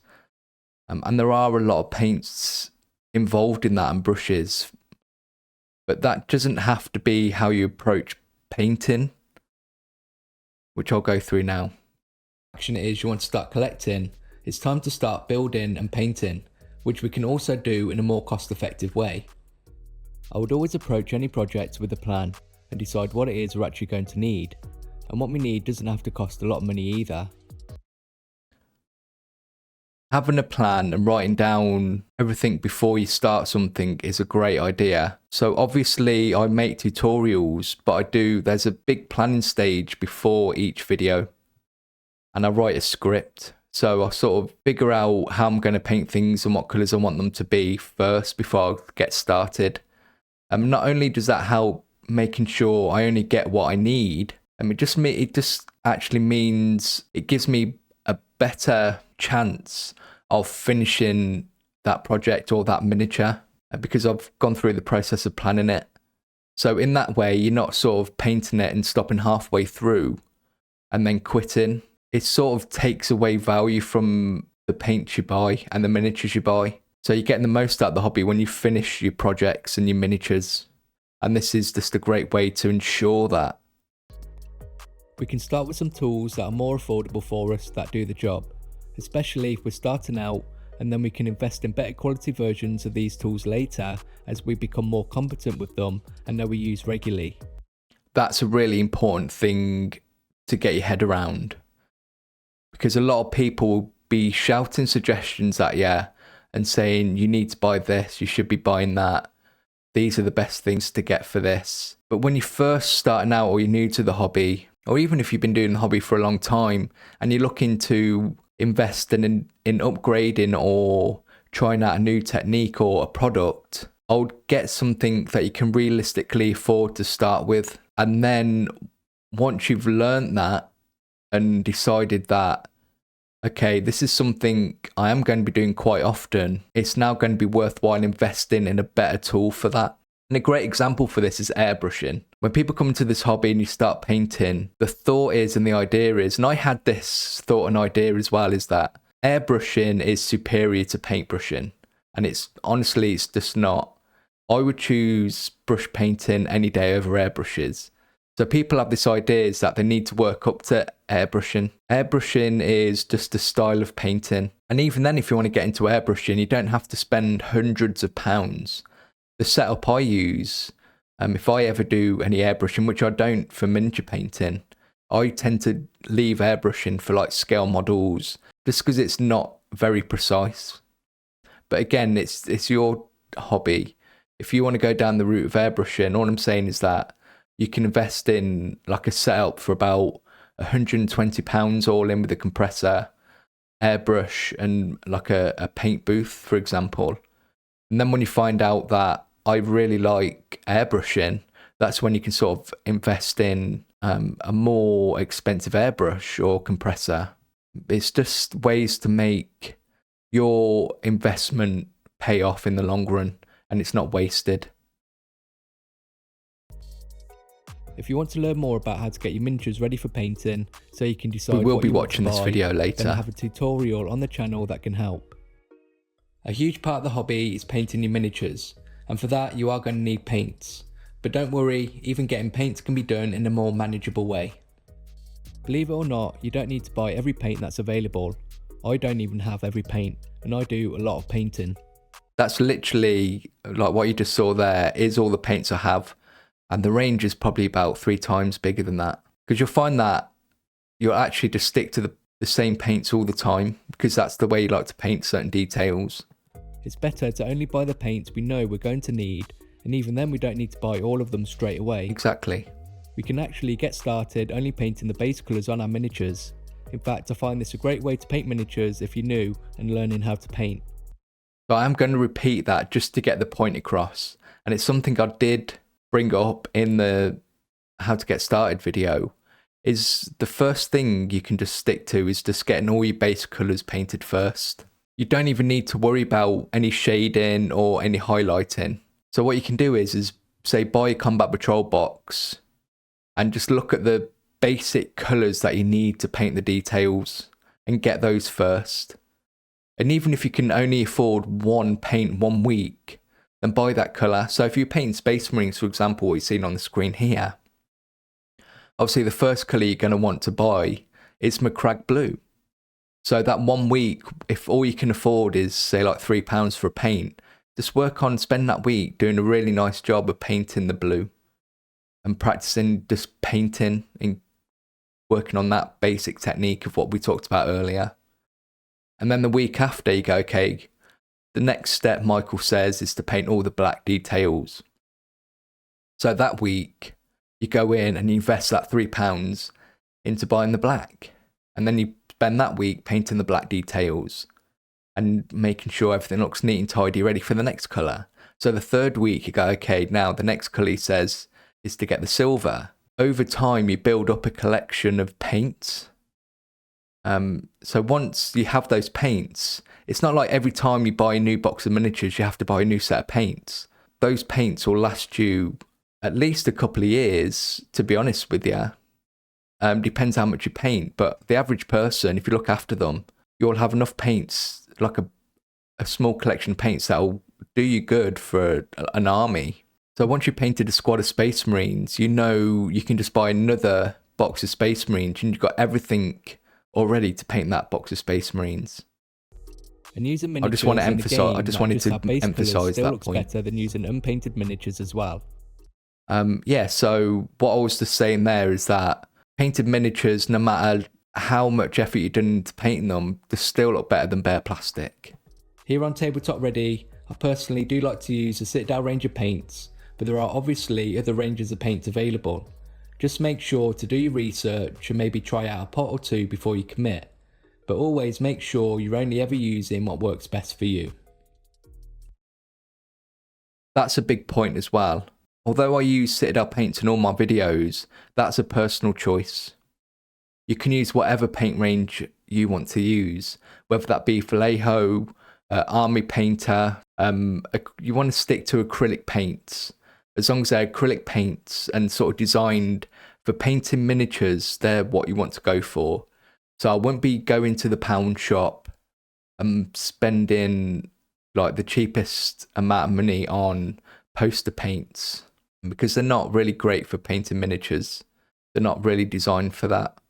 And you can just go onto the internet and find something called a conversion chart.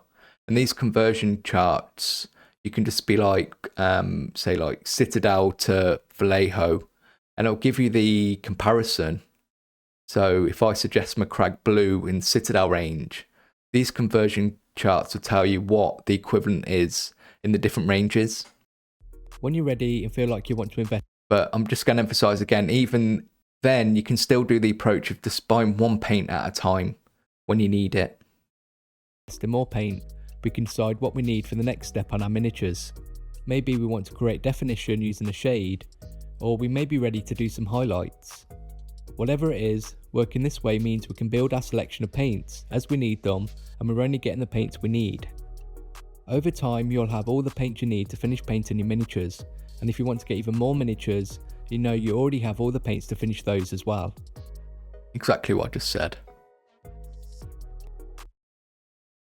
So in this section, we're going to be talking about why it is you're getting into the hobby to do. And I'll go through sort of the different areas that people sort of focus on. I want to finish up talking about what motivates you and what gets you excited about hobbying, because it's this that's going to inform most of your decisions and what you're going to be spending most of your time doing. If you're someone who prefers the painting side of the hobby, then we're going to get the most out of painting miniatures we really want to paint. Maybe you're someone who really enjoys playing games and collecting competitive armies. If that's the case, then your focus is going to be more about the rules units have. What if you're someone who enjoys the Warhammer lore and setting? The miniatures you buy may be related to a story or have an interesting background. There's lots of ways to enjoy the hobby, and it's a good idea to actually think about what's important to you. It's your hobby experience, and it's you who decides what that looks like regardless of what other people think or say. But that also means you need to respect other people's experience and how they like to enjoy the hobby. The last thing I really wanted to... So before we just finish up this video, what I'm trying to sort of say there is that make sure what you buy in, like the way you sort of enjoy the hobby is going to affect what you buy. Because if you're someone who is in it to play games, your purchase choices are going to be based around what's good in the game. But if you're more into like the lore and background, it's going to be more based on the units that you find more exciting lore-wise. And the reason I say that is that you don't want to just buy a lot of stuff that you're not going to get use out of. People change as well, like your motivation in the hobby changes. So you may be like really into the lore and background to begin with, and you'll start buying the stuff that you just like on the background. And then suddenly it's more about the games. You're going to start buying different things, and suddenly those other units you bought for the lore and background aren't used, which is absolutely okay. But I just want you to understand that our decisions are based around how we enjoy the hobby, which is really important, and that's how it should be. Don't listen to people who say you need to buy this and you should buy that, because as I said earlier, you're the one who's going to have to build and paint these things, and this is the stuff that you're going to add to your collection. Because if you're just buying what other people tell you to buy, again, those are the kinds of things that just sort of stay in your collection or just sit on your shelf and not being used, and it becomes a waste of money. But at least even if you don't use, say, a unit in the game, but you've painted up a really nice sort of unit of Space Marines, at least you can enjoy them and just sort of think about like the stories behind that unit. It's a good way to enjoy the hobby. Comparing ourselves to others, or even thinking we're not good enough, and the expectations we put on ourselves. We need to remember that everybody learns at a different pace, and we shouldn't put so much pressure on ourselves. This is meant to be a hobby, so let's take our time and enjoy the experience. It's just good to go into a new hobby with realistic expectations. A lot of people to come to the hobby and be like, I expect myself to be absolutely fantastic at painting miniatures and do really well with it. But find that when they struggle or they're not as good as they think they could be, that's when they give up. So just come into it and just take the pressure off and just spend some time getting used to everything and finding out what you really enjoy doing. And there's a lot of free resources, which brings us on to the next video. And I will be repeating a few things, but it'll be good. If you missed it from the last video, it's just emphasizing these points again. It's just all about taking your time and enjoying the hobby and doing it the way you want to do it. And you don't have to get overwhelmed by thinking you need to get everything all at once. Just take your time with it. Buy one paint at a time if you need to. Even if you can afford to paint all the paints all at once, maybe still just buy one paint as you use them, just so you know that's exactly what you need, and just write a plan. Just do a bit of research. So this next video is how to get free stuff in Warhammer. So this is mostly aimed at new people in the hobby, because these are the people that are more sort of interested in this stuff as well. And again, it's just sort of setting that expectations that the hobby doesn't have to be expensive, and there's even ways where you can get a lot for your money. Believe it or not, Warhammer has a lot of different ways to get free stuff that you might not know about, especially if you're new and looking to get started in the hobby. And just like any other hobby, it can be expensive, and people may be turned off, but the cost of entry can actually be really affordable if you're sensible, and you can even get lots of cool stuff as well. Games Workshop, believe it or not, are actually a great company. Not only do they make amazing looking miniatures, but they want you guys to get involved in the hobby and to start that addiction in the first place. So the last thing they want to do is turn you away and make it more difficult for you to get into and get started. So they've actually come up with a lot of ways to sort of get involved without actually spending any money. And these are the things I'll go through now. And what basically they're doing is going, hey, look, just give us a chance. You get all this cool stuff. And if you really want to get involved and do the hobby, that's when you can start investing the money. You don't have to invest straight away. And even it even rewards you. There is a more sensible way of collecting Warhammer that I'll be talking about throughout the video, so be sure to stick around. So this is a continuation of obviously how to Warhammer. Welcome to TableTopReady. My name's Michael, and I want to show you that Warhammer can be more affordable than you think and help you get involved without worrying about the cost. Just remember, there is an amount of time between these videos. Obviously, the first video was made like 3 years ago, and just every now and again when I think I need to sort of reiterate the point, I'll make a new video, but I'll try and do it in different ways. But I worry that not everyone's going to get the full picture, So again, this is why I'm sort of making this compilation conversation style video, is to give you all the information in a way that I want it to be digested by someone new. And hopefully with the added commentary from myself, you'll get the most out of the information I'm giving. Just like any hobby, there is the worry of the cost of entry, which can stop us from even getting started. And what if we decide it's not for us after spending a ton of money on it? Luckily, James Workshop wants us to get started in the hobby. James Workshop isn't a thing anymore, unfortunately. If you're watching this in the future. And makes it really easy.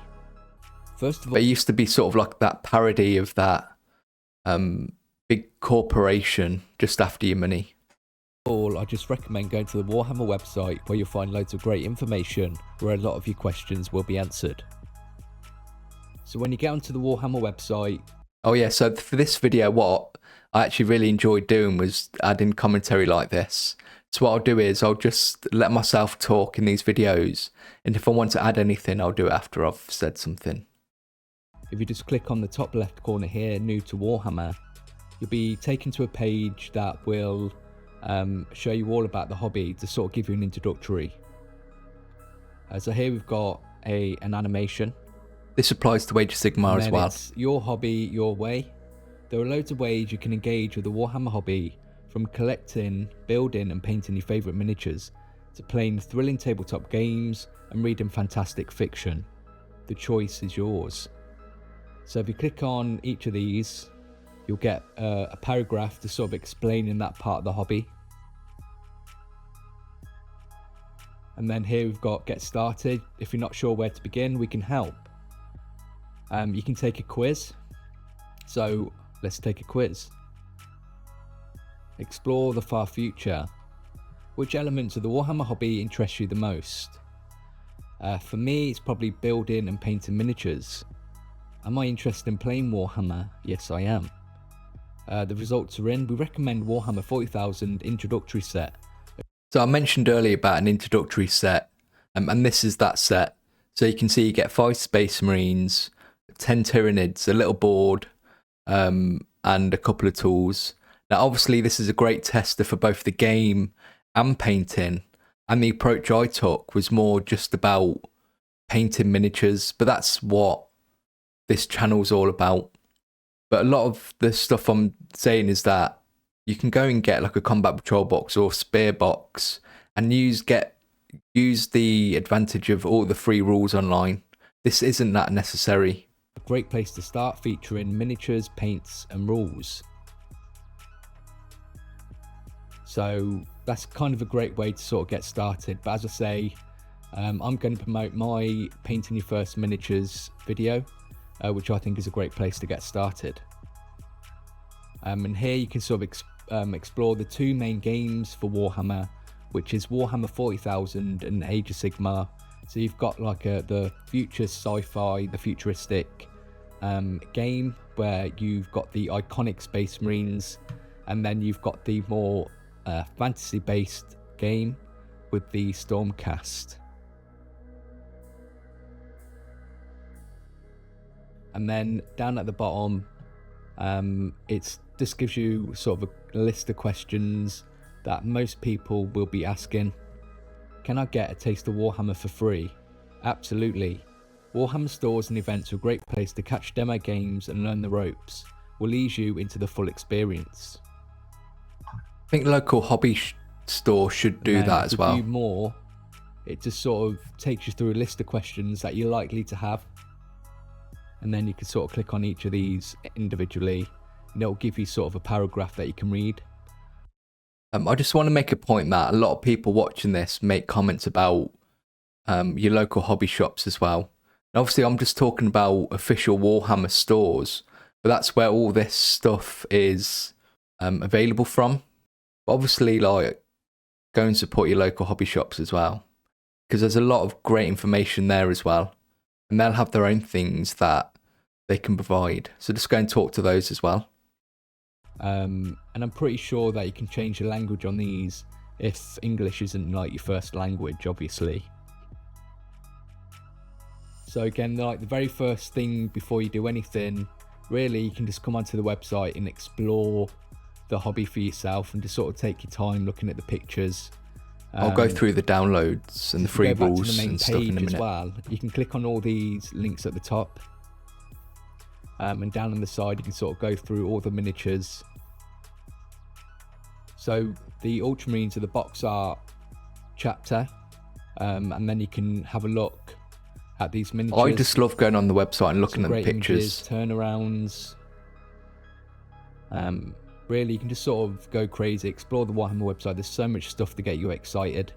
Every miniature is on the website in this format. So once you're done exploring the Warhammer website and deciding you want to explore more, if you have a Warhammer store near you, you can go in and get an introductory painting session and even a taste of the tabletop game. And you'll even be given your first Space Marine or Stormcast Eternal to take away with you.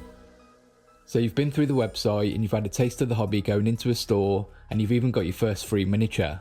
So what do I think you should do now? Luckily, I have some great content on TableTopReady that's aimed at helping you. Go check out the TableTopReady channel. There's more information than just this video, because a lot of people will watch a couple of my videos and not really go and explore other content that I've created, and I feel like there's a great wealth of information there. And even though you're watching this, which is great, I still recommend watching all these videos separately as well, and I'll even link all these different videos in the description just to make it easy to go and find them. You get the most out of the Warhammer hobby, including what I think are great first products to buy. So if you're interested in where to start with Warhammer 40,000 or even Age of Sigmar, not only do I show you what I think are the best things to buy first, but I'll take you step by step through painting your first miniatures and explain all the jargon so you know what everyone's talking about. You're now committed to starting the Warhammer hobby, and this is where Games Workshop has done another great job of helping you get started. So you've had your taster. The Battle Honours program. This is the next step. So one of the things you're going to come across when you're exploring the website in the new to Warhammer area are the next steps. So I briefly talked about how you can head into the store and get a couple of free miniatures, have to be whether new. It's Warhammer 40,000 or Age of Sigmar. But the other thing is the Battle Honours program. So the Battle Honours program is aimed at people who are new to the hobby and looking to sort of learn to play and paint and get more involved. And it's like a course that you attend and go to in store. And with each sort of part of the Battle Honours, so here we've got collect, build, paint, play and read, you can earn free rewards, and they're really good. And one of the things you can do here is click on the download. So, like, remember, Games Workshop or any other company do something similar don't have to do this. It's great that they do, and you'll find that you'll get involved with other people that's maybe on this journey as well. So it's a great way to meet people as well. I just think it's great. It sort of gives you a brief introductory to their sort of booklet that you do need to go into store to collect and join up for. Warhammer Battle Honours. Discover Warhammer, explore fantastic worlds and earn exclusive rewards. This is a sample of our Battle Honours program. Head to a Warhammer store for your full booklet and to take part. So as it says, this is a sample and you do need to go into a Warhammer store to get the full booklet that is interactive and that you fill out while you go through the whole program. So let's have a look at the rewards that you can get. Every achievement should be celebrated, whether it's learning about the Warhammer universes, painting a miniature or playing an exciting game with friends. Show your accomplishments off with these exclusive rewards. So complete the collect activities to receive a pair of pin badges. Complete the build activities to receive I've asked so many times for a lot of this stuff just in general, but they'll never give it me. This is one of my favourite things. I keep asking if I can buy one. You can't actually buy any of these things. You do have to take part in the Battle Honours program. So complete the paint activities to receive a brush wallet to help keep your brushes in pristine condition. And it's really good, it's really great. For play, complete the play activities to receive a set of 4 Warhammer themed dice. When you complete the read activities, you receive a bookmark to keep the place in your latest book. So on completion, finish 30 activities to complete the first step in your journey and receive a certificate plus a figure case to keep your Warhammer collection secure. Again, it's just a great way to get involved in the hobby and learn how to play the game and paint and explore the hobby and get free stuff from it as well, but also have tuition from experienced hobbyists who work in these stores, because otherwise it's just like figuring it out for yourself. So I wish they had this when I started. Done in store, and there'll be activities for you to do at home as well, and you just fill out that booklet, which you'll go through with the staff. And by the looks of it, it'll be for Warhammer 40,000 and Age of Sigmar, depending on which game system you're getting into. But I think it's absolutely amazing that they do this. They don't have to, obviously, and I just think it's another great way to get people involved into the hobby. Even though you do get some cool free rewards on the Battle Honours program, you are going to need some miniatures, which aren't free unfortunately, but even then you don't have to go crazy. For me, the most cost effective way of buying miniatures are in these start sets. The reason again, I'm just going to cover because for less than a lot of what we've done into How to Warhammer. You get 2 good sized starting forces, which become even cheaper if you split with a friend. And if you followed my starter tutorials, you can paint everything using the dedicated paints and tool set for each system. If you don't want to start with one of these factions, or you're looking to start a new faction after already being in the hobby, there are the combat patrols and spearheads that all have a good variety of miniatures in them, which are more cost effective to buy this way than if we'd bought them separately. These boxes also provide a great way to get playing the tabletop games, as you'll find the rules for these boxes and the core rules available for free on the Warhammer community website, along with guides and reference sheets you'll find useful. Eventually, if you want to move beyond the combat patrol boxes and spearheads, you do have to get the codexes for the factions, but that's the way you get the most out of playing games. But the fact that you can just sort of start off and learn how to play just by getting a spearhead or combat patrol boxes, and in reality you can just build them and have the bare plastic and still learn how to play the game and get a lot out of that. Something else Games Workshop gives away for free is the Miniature of the Month, and this is usually one of the most recent releases. So if you're just a fan of painting or want to... I've been told these are limited and they're not available everywhere in the world. But majority, obviously the main sort of areas where there are Warhammer stores, but you do have to sort of get in there quick because they're not unlimited. To see if you enjoy painting that faction, then just head into a store where you'll get to build it and take it away with you. And not to mention the countless collectible coins you get when you purchase stuff in store. I think I've got every coin. I would always approach any project with a plan and decide what it is we're actually going to need, and what we need doesn't have to cost a lot.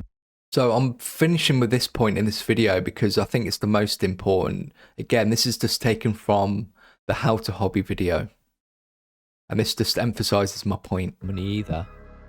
Believe it or not, you don't have to buy everything that's available. It's better to only buy the products we know we need, and even then we don't have to buy it all straight away. We can start with some of the things that are more affordable to us, especially if we're just starting out, and then we can invest in more when we feel more confident and know more about what we want out of the hobby. If you do want to learn more about how to Warhammer better, I do have a video on the channel with some great ideas on how to approach the hobby. Then over time you'll slowly build up a collection of all the things you need and want in a more reasonable way. One of the things people will bring up about Warhammer is how expensive it is, which is true, but that's the same for a lot of hobbies.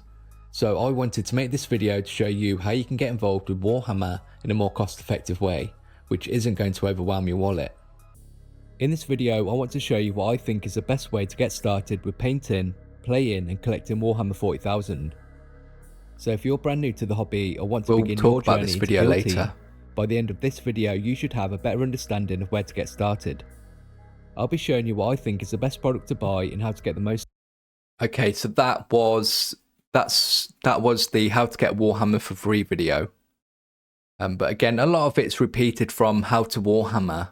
I just wanted to sort of like ease that idea of how expensive Warhammer is. But there's a reason why people think that, but there is a better way to start collecting and a better way to go about your purchasing choices. So this next video is, so I sort of covered the how to get started and then the sort of like the next step in how to approach the hobby. Now I'm just sort of, this next video is a good example, another good example of how to get in the hobby, which is Kill Team. And this is a fantastic set. Depending on when you're watching this video, this might not be available anymore, but currently it is, obviously, and it's a fantastic set. And I do have a video of this, not only sort of going through what's in the box and the rules, but also how to paint the two collections of miniatures here, like the Space Marines and the Plague Marines, like the Chaos Space Marines for Nurgle. A lot of this video is about the rules, but we won't be covering that. I just want to sort of cover, I just want to show this product off because I think it's so fantastic. So if you want to learn more about Kill Team, make sure and go watch those, my videos themed around this box set, including the painting tutorials aimed at beginners. And then after this video, we'll be talking more, we'll be exploring more about the basics of painting and elaborating on the other part of the getting started, and learning more about the ideas and techniques. And the videos after this are going to be more about sort of exploring the hobby side of the painting side of the hobby, not just how to go about buying things.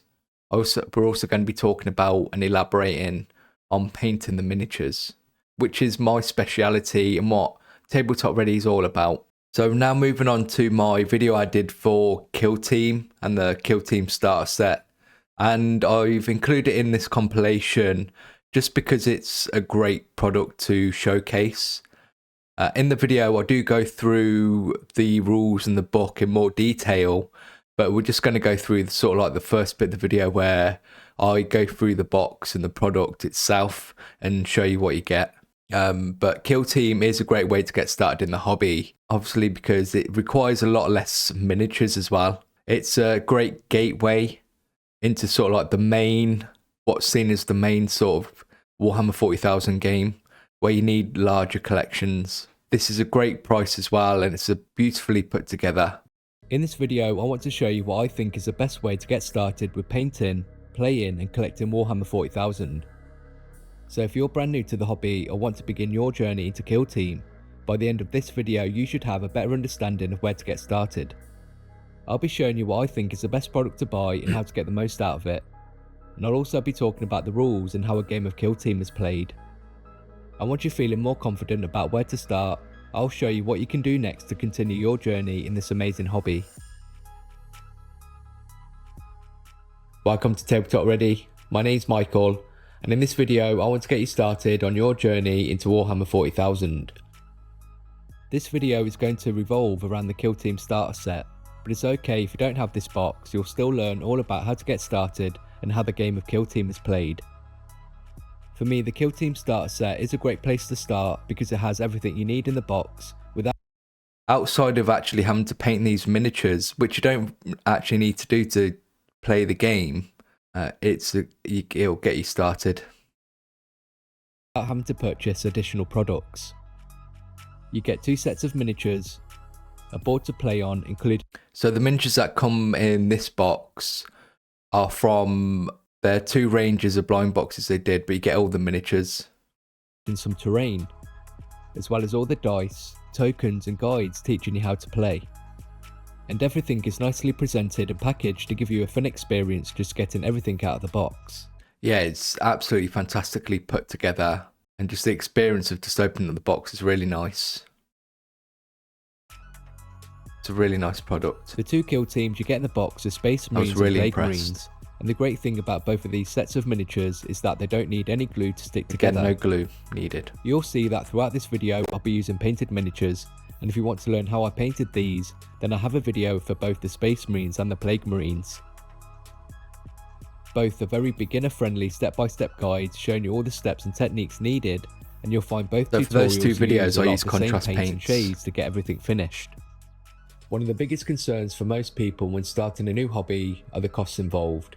So that's why I wanted to show you a more cost-effective way of getting involved in the Warhammer 40,000. Like, you'll notice a theme, like for a lot of these videos, it's all about more cost effective, because I think it's the biggest criticism that most people can come up with for Warhammer is that it costs a lot of money. That was just the part of the Kill Team video showcasing the products, and anything beyond that was just talking about the rules. And then to actually paint those miniatures, there's 2 separate videos, so make sure to go and check those out as well if you're interested in going down the Kill Team route. So this next video is going to be about thinning your paints. So I really emphasised and pushed how important it was to thin your paints and just learn the basics. So I decided to make a whole video about it and just sort of explain about paint and why we thin it down, just because it is quite an important part of the hobby, especially like the painting of it. So for this video, this is just going to be all about the absolute basics and fundamentals of painting miniatures, and just talking about just thinning your paint and applying your paint basically, and why we do it. Because I do go on a lot about the basics and fundamentals, and I do talk about it in every video. So I decided to make a whole video just around it and just going into more detail in why we do things. And paint consistency, so no matter your skill level, you'll be able to get your miniatures fully painted. I'll be showing you the difference thinning your paint can make to the look of our miniatures, and what happens if we don't thin our paints enough or thin them too much. And to make things easier, this is going to be an easy to follow guide talking about all the ideas and techniques, so by the end you'll have the confidence and knowledge when it comes to thinning your own paints for painting your own miniatures. Again, it's just about giving you that knowledge, not just expecting to understand what I'm talking about and why I'm making such a big deal out of it. So if you understand it a bit more and understand the importance of it, it's more likely you're going to follow through and practice it and put it into practice. Welcome to TableTopReady. My name's Michael, and I want to answer all those questions you could possibly have about paint consistency and thinning your paints. And this is quite a recent video. So that you have a better understanding of how and why it's done. All of the paints and brushes I use throughout this tutorial will be listed in the description along. A good point is that in all my videos, you'll see in the description, I always link products I like to use. I'm also affiliated with Element Games, so you can go through to their website using the link and buy products through that website. And using all those links really helps the channel, because I earn a percentage, like a really small percentage, but it helps the channel massively. With any hobby equipment I think you'll find useful, with affiliate links to where you can buy them. And using those links really helps support the channel and creating these videos.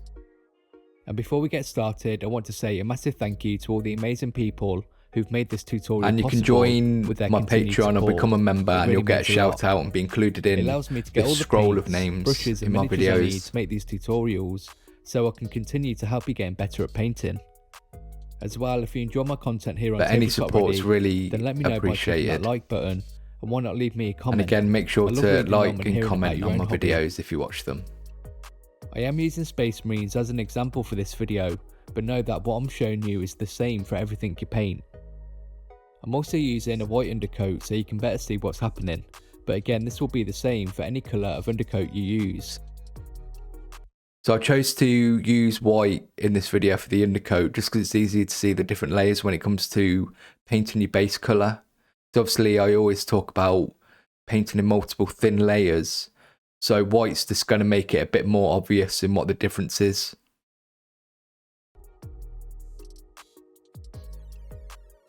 When first starting to paint miniatures, the first thing we learn is to thin our paint, but why is that? If we paint our miniatures without thinning our paint, you'll see how thick it is and how quickly we lose details in our miniatures once it's dried. So this is an example of paint that hasn't been thinned. So here it doesn't look too bad, but I can assure you there's a lot of texture and it does clog up a lot of details. They're very well, the details lose their sharpness and they become very pillowy. It's also uneven and blobby. This is because the paint doesn't flow, and once deposited will stay how you left it. So once it's dried, it maintains this blobby shape. This happens because the paint can't move around, it doesn't flow very easily, so it tends to just sort of like stay in one place. But if we add water, it improves the flow of the paint, and you can now see how it levels out. This is important to know because this means the pigment or colour in the paint will be distributed more evenly, giving us a smoother finish. And that's why we add water to the paint. When we add water to improve the flow, we also make the paint more transparent as we thin out the pigment. What is paint? Paint is made up of a pigment, which is the colour, and is suspended in a medium or liquid, and when that liquid evaporates, all that is left is the pigment or colour in the paint. Yeah, it's very tough to sort of get this idea across, but basically the only thing that remains after using paint is the pigment. Anything that the pigment is in just evaporates away. It's just a sort of like delivery system for the pigment. This is what is happening when we paint a layer on our miniatures. So if we thin the paint even more, then the paint will flow so much where we can't control it, and we lose more strength in the colour. That's because there's obviously more space between the pigment. It's really important to understand what's happening and why we do the things that we're doing, because it allows us to better think about the things that we're doing. It also gives us more control, which means we're improving our skills as a miniature painter. Now we know what happens when we thin our paint, we want to find the right balance of flow and transparency. So if the paint is too thick and the water too thin, then we can say that somewhere in the middle is going to do the trick. So I always like to thin my paint with an equal amount of water. This is enough so we have control over where it goes, and it's thin enough so we don't lose details once it's dried. But as I said earlier, when we thin down the paint, it also becomes more transparent, but what we really want is a nice solid colour. All we need to do though is wait until our first layer is dried, then paint another layer on top. This is different to painting one thick layer, as the pigment is more evenly distributed and evenly spread. I always worry because obviously it's quite it's not complicated, but it's just sort of trying to explain what's going on is quite difficult. So it's just finding the visuals for that as well. But I think I've kind of got the lesson across. That's why it's a good sort of happy place in the middle between no water and too much water, as I said in the video. And then as you sort of become more experienced as a painter, I'll talk about it at the end of this video, is that there is going to be different situations where you do want to use different sort of amounts of water. But again, that comes with experience. Obviously, the thinner the paint, the more layers we will need before we get a solid colour. But if we stick to that equal amount of water, then you should get a nice solid colour with 2 or 3 layers of paint. Yeah, so I find myself using about 3 layers usually. I now want to talk about how to thin our paints and what can affect our paint differently depending on what we're doing with it. For me, the best way to thin your paints is with water. It's readily available and the easiest to use. So maybe don't listen to people when they tell you to use something different. Let's look at something people may suggest: flow improver. So in a lot of these sort of videos where I talk about just do what you want to do and don't try not to listen to everybody else, it's because it does happen. It happens a lot, because I get it quite a lot in my comments saying you should be using this or doing that. It shouldn't be done like this. It's like, which is fine, but it's coming from their experience and their perspective. And I just want people to go out and figure it out for themselves. And using stuff like flow improver and mediums is just unnecessary and just over the top, and just again requires more money when it's not needed. Like I said in the very first video, I would use lime in medium to thin washes, but that's the only real time I would 100% use medium. I would never use flow improver. And as I'll say in the video, a flow improver, what that does is it slows the drying time of the paint, but then you're just waiting there and sitting and waiting for things to dry all the time. Flow improver can be added to paint to increase the time it takes to dry, giving it more time to flow, hence the name. But for a hobby where we're already waiting for our paint to dry, we don't need to wait any longer. Something else we could use is a medium. This is pretty much paint without the colour. Although this absolutely works to thin your paint, it costs money, but water does exactly the same thing. Yeah, water's fine enough to thin your paint. The medium becomes really useful is when we're working with really thin paint, as the pigment starts to behave differently. Something else to think about is what kind of palette we're using. a lot of my videos, I'll show people how to glaze. And even then, I'll just use water. You don't need to use a glaze medium. But obviously you can if you want to. As this can affect our I just paint don't want people to end up relying on products that are unnecessary. Which means if we use a dry palette whilst we're painting, the paint on the palette is actually getting thicker. This means we have to constantly add water, and we actually end up using more paint over time. Something that can help with this is a wet palette, which keeps our paint moist. Just remember, we still need to thin our paints as normal, even if using a wet palette. Just make sure there's no water sitting on the parchment for better control. I really do recommend a wet palette, and the wet palette I'm using in this video is ideal, and it comes with a lot of sheets as well. And you'll get a lot of people saying how you should be using certain wet palettes, but I found the ones that everybody suggests end up being about £40–50, and the size of these things that people buy, it's just it's crazy. It's like an A3 size wet palette. Like this is like the perfect wet palette in my opinion. It's a great size and it's a great price. Like, I don't need anything more than this. Before I used this wet palette, I just made my own out of like a plastic tub, some paper towel and parchment paper, and that was fine enough. And then I decided I'll just buy one, and I found this really good wet palette for about £7, £8, which is linked in the description of my videos. So don't think you need to be going out and getting that Winsor & Newton product or army painting product that costs like 3 times the amount it really should. It's unnecessary. Even though I'm giving you all of this information, you still need to put it into practice and get your head around it before you fully understand how everything's working. And you may not even get it right the first time you do something, but that's okay. You should now have a better understanding of why and how we thin our paints, but how can we use this? I've already said that using the same amount of water as you have paint usually. So I'm just about to go into example real world times when we want a different amount of water. There are times when we may want a strong colour, like edge highlighting for example. If the paint was as transparent for painting lines, we would have to do multiple passes to get a strong line, which takes longer. So maybe for highlighting we use a little less water. The reason why you'd want to use less water for highlighting is because you want a stronger colour. So when you paint a base colour, obviously you want to paint in multiple thin layers. So you need the paint to be quite thin so you're not losing any detail. Whereas with highlighting, all you really want to do is paint a strong, bold line. So if your paint is too thin, you'll need to do a couple of passes really to get a strong line.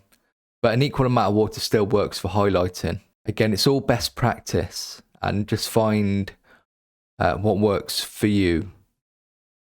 Technique where we wouldn't add any water is for dry brushing. This is because we don't want the paint to flow so easily off of our brush, so it's only deposited on edges and raised detail. Finally, when glazing, I like to add twice the amount of water because we want our paint to be more transparent, letting us create effects. Again, you don't need to use anything fancy like a glazing medium between colours. But because most of the time we're just building up layers of paint, then an equal amount of water is a good place to start. Understand what I'm telling you is what I like to do, and what I think is best practice to achieving great looking miniatures no matter your skill level, even as a beginner. And obviously there are a lot of different ways to achieving the same results, it's just finding out what works best for you. So try lots of different things. Let's finish up this video talking about how using the right consistency of paint can give us better results and actually make painting miniatures a lot easier. So here I'm painting without thinning my paint, and I'm having a really bad time because I'm having to spend more time with the paint. I did not enjoy painting. When it comes to these details, examples. I've got no control how the paint flows off the brush and where it goes because it'll ruin your brush as well. And we can forget about trying to be neat and tidy, as getting in between armour and even trying to paint lenses becomes more difficult. Painting with overly thin paints can also create a challenge.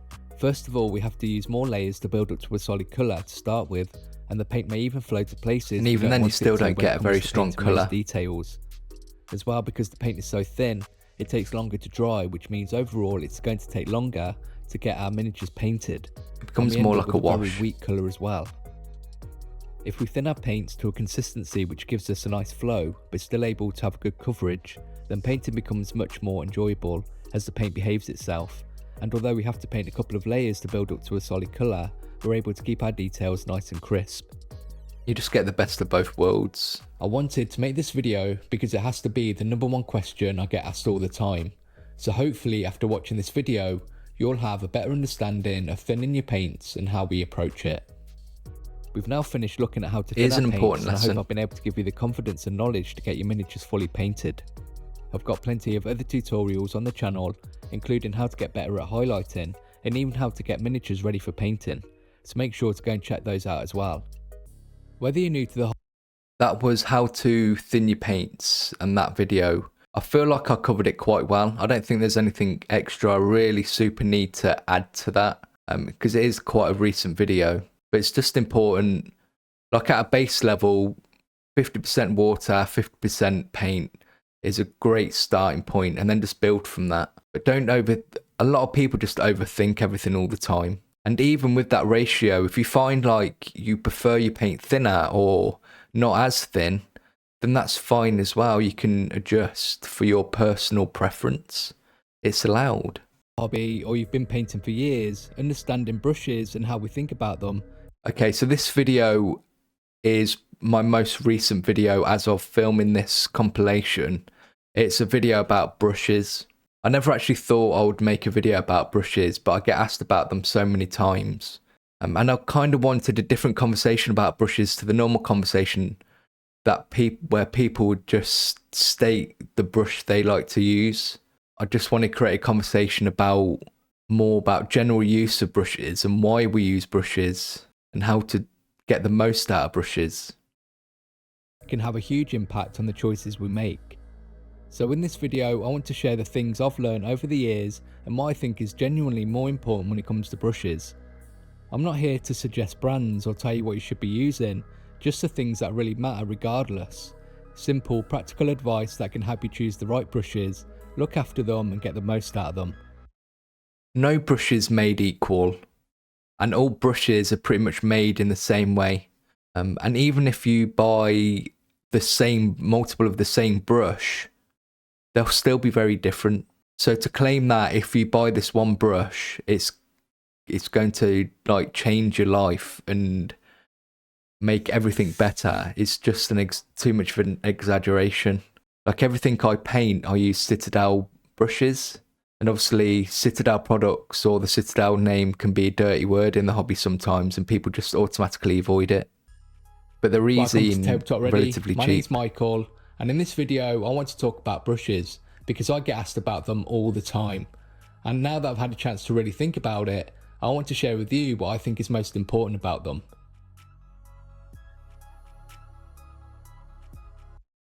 I'm trying not to be like, I try not to be negative. I try to put like a positive spin on it, because I really do want people to take control of their own hobby and not rely so much on people's opinions of, especially people they don't even know, because you don't know where these opinions are coming from. And I always say that an opinion isn't the same as advice. The first thing you need to know about brushes is everyone has an opinion, especially if you spend any time online. But these opinions come from that person's perspective and often what they've heard or seen secondhand.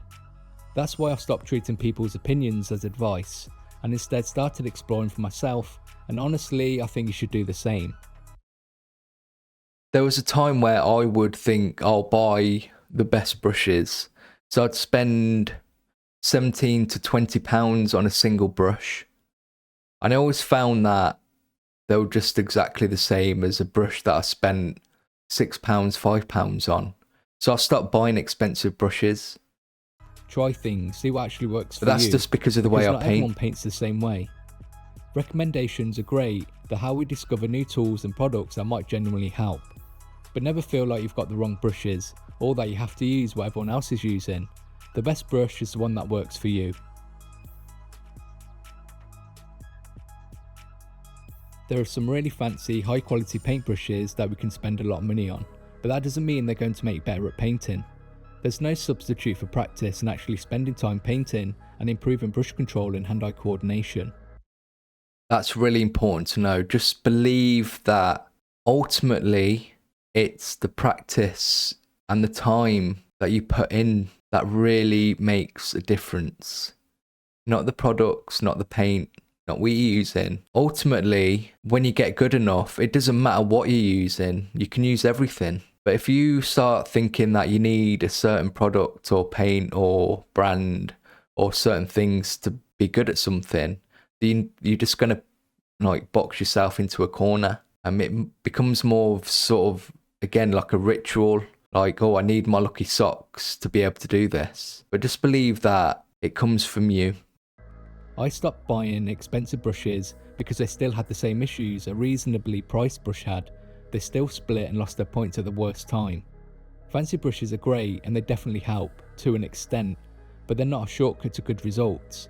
The biggest improvement always comes from you and the time you put in.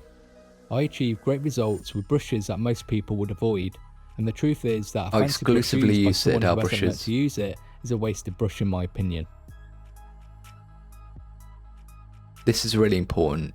Something I wish I understood earlier is that the type of painter you are should influence the brushes you buy. Not everyone paints the same way. Some people are rough and ready and others are extremely controlled, taking the time really focusing on the more fancy techniques, and then there are those who sit somewhere in the middle. Your painting style has a huge impact on your brushes. I will finish it. If you paint more rough and ready like I do and prefer a more efficient approach to getting a larger collection of miniatures painted, then your brushes are going to take more abuse and it's not as important to have fancy brushes. But if you're a more controlled painter and like to take their time on individual miniatures and projects, then you do want a brush that is more precise and able to let you work at your best ability. So I am a very rough and ready painter, but I obviously can also paint to a high level and be patient and take my time with something. You don't have to be one or the other. Ideally, you would aim to be that more controlled painter to start with. And then once you get comfortable with painting, you tend to become more of a rough and ready painter. It just depends what you want out of the hobby. So for me at the moment, I'm more of a rough and ready painter because I like to paint large. I want to collect armies to play games. But obviously when I want to paint like a nice miniature, I'll slow down. To understand the kind of painter you are or the kind of painter you want to be, choosing brushes becomes a lot easier. You stop chasing the perfect brush and start choosing the ones that generally fit how you naturally paint.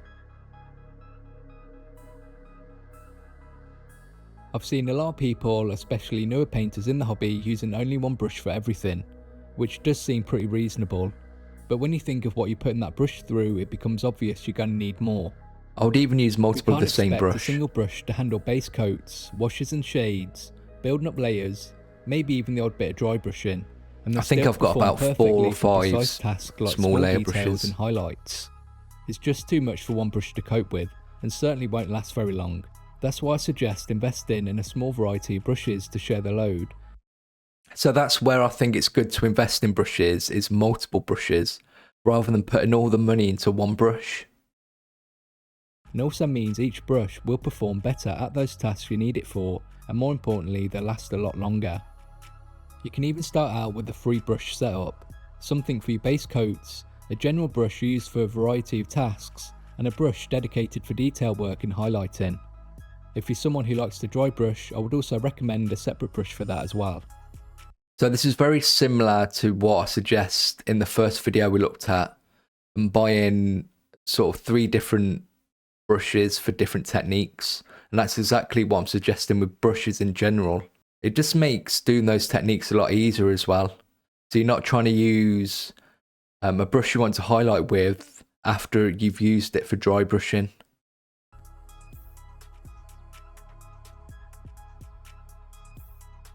We need to remind ourselves that brushes are tools, they're not precious heirlooms that will last forever. In fact, they need replacing fairly often. A brush does have a lifespan, and the more you paint, the faster it wears out, and that's completely normal. It doesn't matter whether it's a cheap or high-end brush, eventually they all split, lose their point and stop performing the way we want them to. I found that if we're too precious about our brushes, then we can be too scared to use them.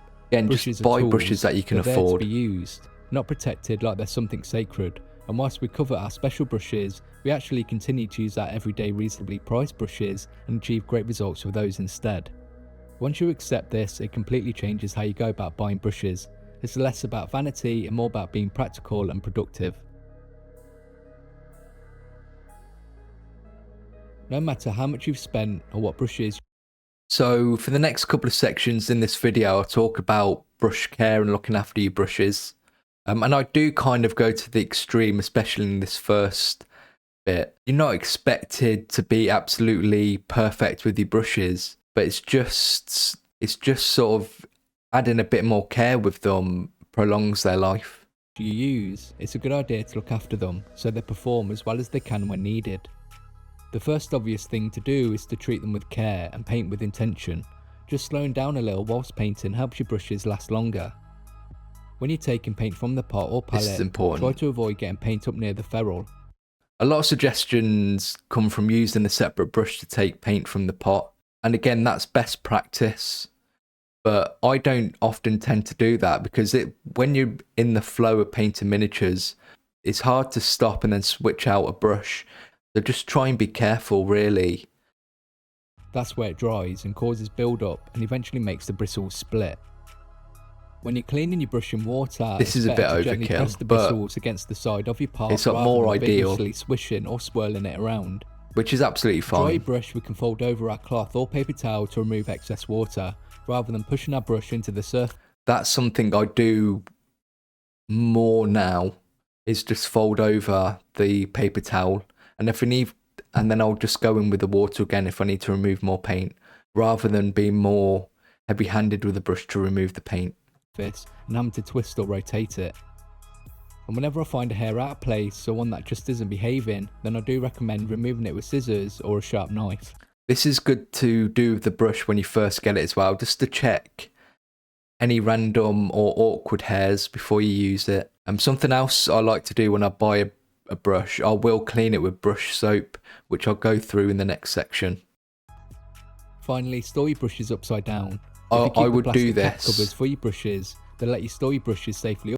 I found this makes actually a massive difference to the brushes, especially to the shape of the brushes, because generally what happens is that if you store your brushes when they aren't upside down, then water stays around the base of the bristles where the glue is, and it can dissolve the glue or mess with the glue, and it'll mess up the hairs, and that's how you can get awkward hairs a lot of the time. But this way it just ensures moisture leaves the bristles and they dry properly. Upside down, whilst allowing any remaining water to run out of the bristles so they can dry properly between uses. Obviously, all these are best practice and shouldn't be seen as absolutes, and just making some of these part of your routine can have a huge difference on your brushes. So if I were to take a couple of things that I would definitely start doing if you don't do them already, is store your brushes upside down. Obviously, if their brushes don't come with the plastic covers, then just keep those the right side up. Just make sure they're dried thoroughly before you set them aside. As well, I would obviously take care when using them and just slow down and paint with intention. Something else I would make sure to do is just have a look at your brush and how the hairs on the brush look. And if you do need to get rid of some awkward hairs, just cut them off.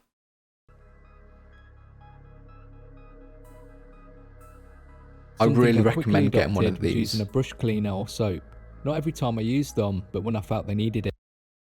Yeah, so I would really recommend getting this product, or any form of brush soap.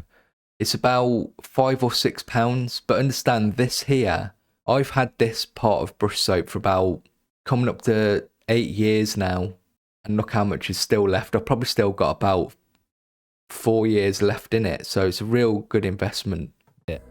Rinsing in water between colours is good enough in the short term, but over time paint starts to build up inside the bristles and near the ferrule. That's what eventually ruins the point and makes a brush more difficult to use. And I bet there's a lot of you out there that have brushes that look exactly like this. Because I did. Using a proper brush soap every now and then helps break down that dried paint, especially if we've not been as careful with it. First, use some water to lather the soap and work it into the bristles. You can use the lid, your fingers or some paper towel. You should see it start to remove any dried paint as you work with it. Rinse the soap off in water, again just brushing the bristles against the side of the container, and repeat the process a second time or until you're happy it's clean. Just be gentle. The soap can help remove dried paint from the ferrule as well. If you use the kind of brush soap I like to use, it also conditions our brushes, helping it to keep its shape for longer. So yeah, that product is absolutely fantastic. Again, the link's always in the description of products that I suggest. And even though it costs like £5-6, that's kind of like the price of your average brush. And when you think that extends the life of brushes, it's going to save you a lot of money in the long term and keeps your brushes usable. So I really do recommend getting some brush soap. The last thing is, I think the more experience you get, the more you realise that brushes are a really personal thing. When you're new, it's easy to look for someone to tell you exactly which brush to buy or which brand is the best, but experienced painters don't really think like that. You'll notice they rarely tell you what you should be using, because they know how... I can't speak for everybody, but the people I know who have been painting a long time, I found that they will never tell people what brushes to get. They'll just tell people, oh, I like to use this brush. much of it comes down to comfort and familiarity. Over time, you do get used to the feel of a certain brush, even the size you prefer, and that becomes part of how you paint. So when you suddenly switch to a different brand or a different style, it can feel completely wrong at first. But that doesn't mean the new brush is bad, it's just different. Not all brushes are made the same, and they all have their own feel. You almost have to learn them in the same way you learned to paint in the first place. And that's why it's still good to try different brushes from time to time and keep yourself open, so you don't get complacent or stuck using only one type forever. And that's why experienced painters rarely suggest specific brush brands to people unless they gain something from it. Obviously these thumbnails are a bit of a joke, and I made them for when I did the pro tips video. So it's all satire. They know what works for them might not work for someone else. So that's everything I've learned over the years. Nothing fancy, nothing complicated, just practical things that generally make a difference. And the more I paint, the more I realise that there's no perfect brush and no correct choice. There's just what works for you and what helps you enjoy the hobby more. So if you're going to take anything away from this, I hope it's that brushes aren't something to overthink, just as long as we look after them and keep painting. When we paint Yeah, so that was my brushes video, so hopefully there's some great information in there. And as I said, biggest thing really just comes down to the time you spend practicing and how much you paint. That's really what matters. And learning the basics and practicing your techniques if you want to get better at painting miniatures, obviously. But with that said, obviously, if you want to go out and spend some money on some really nice brushes, then you should. It's your hobby, and it's nice to have some really nice brushes. And I'm not saying I'll never go out and buy some nice brushes ever again, because I will. But just make sure you're at a point where you'll get the most out of them. Because when you're first starting out and learning how to paint and learning how to use brushes, you're not going to benefit from them.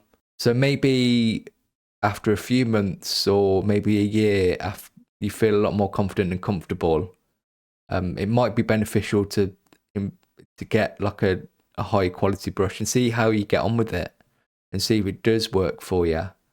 And if it does, then you made the right choice. miniatures, we first need to...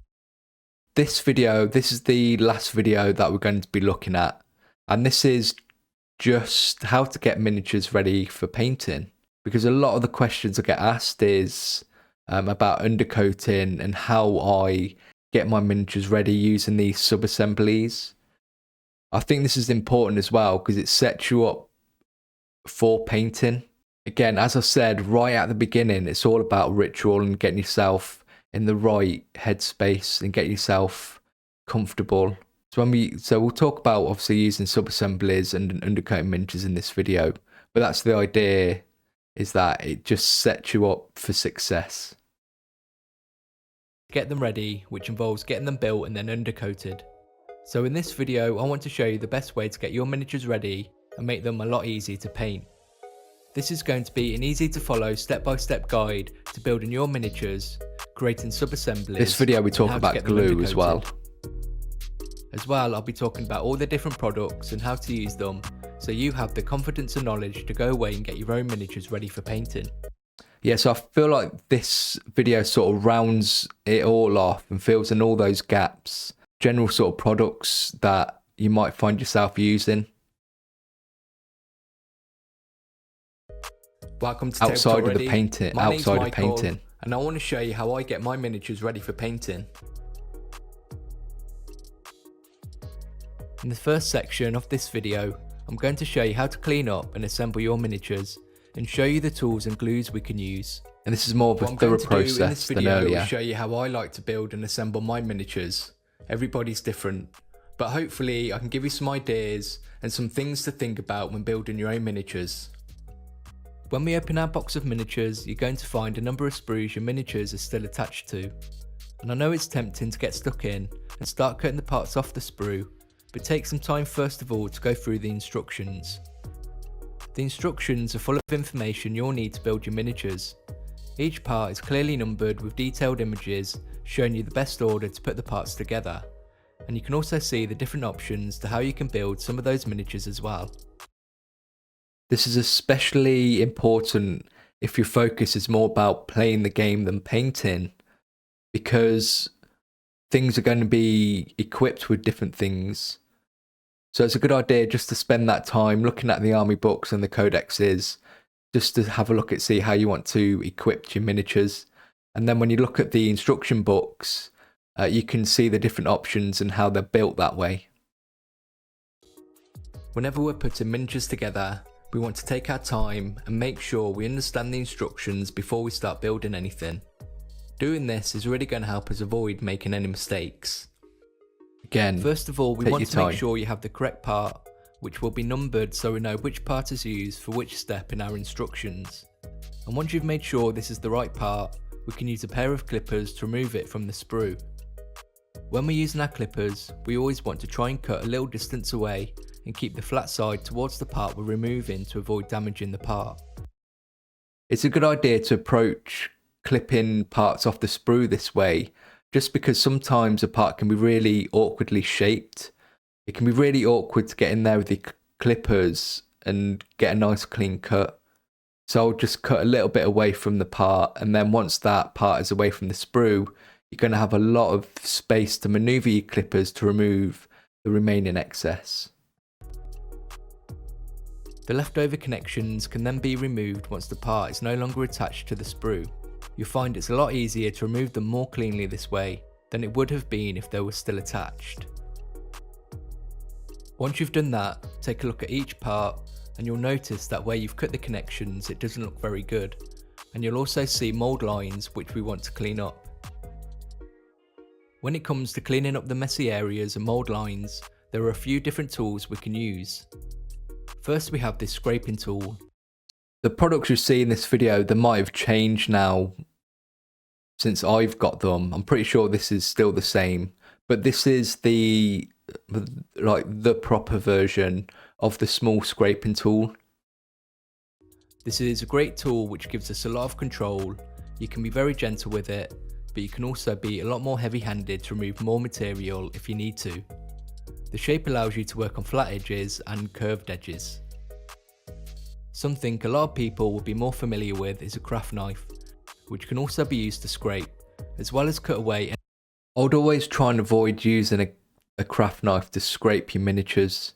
The only time I tend to use a craft knife like this is what I'm doing here, and that's to remove excess amounts of plastic or the leftover nubs, and always make sure to cut away from any leftover sprue connections.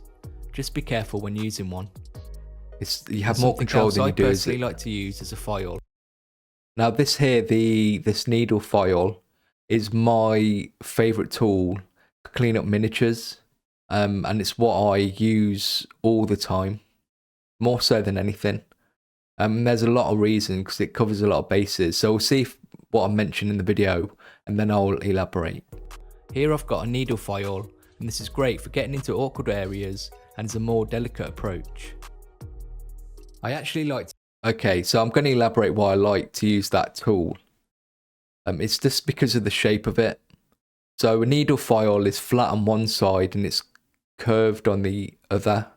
So when you place the curved side on a miniature or a surface, there's very little contact area. So when you're filing away, it's not going to affect a large area and create a rough surface.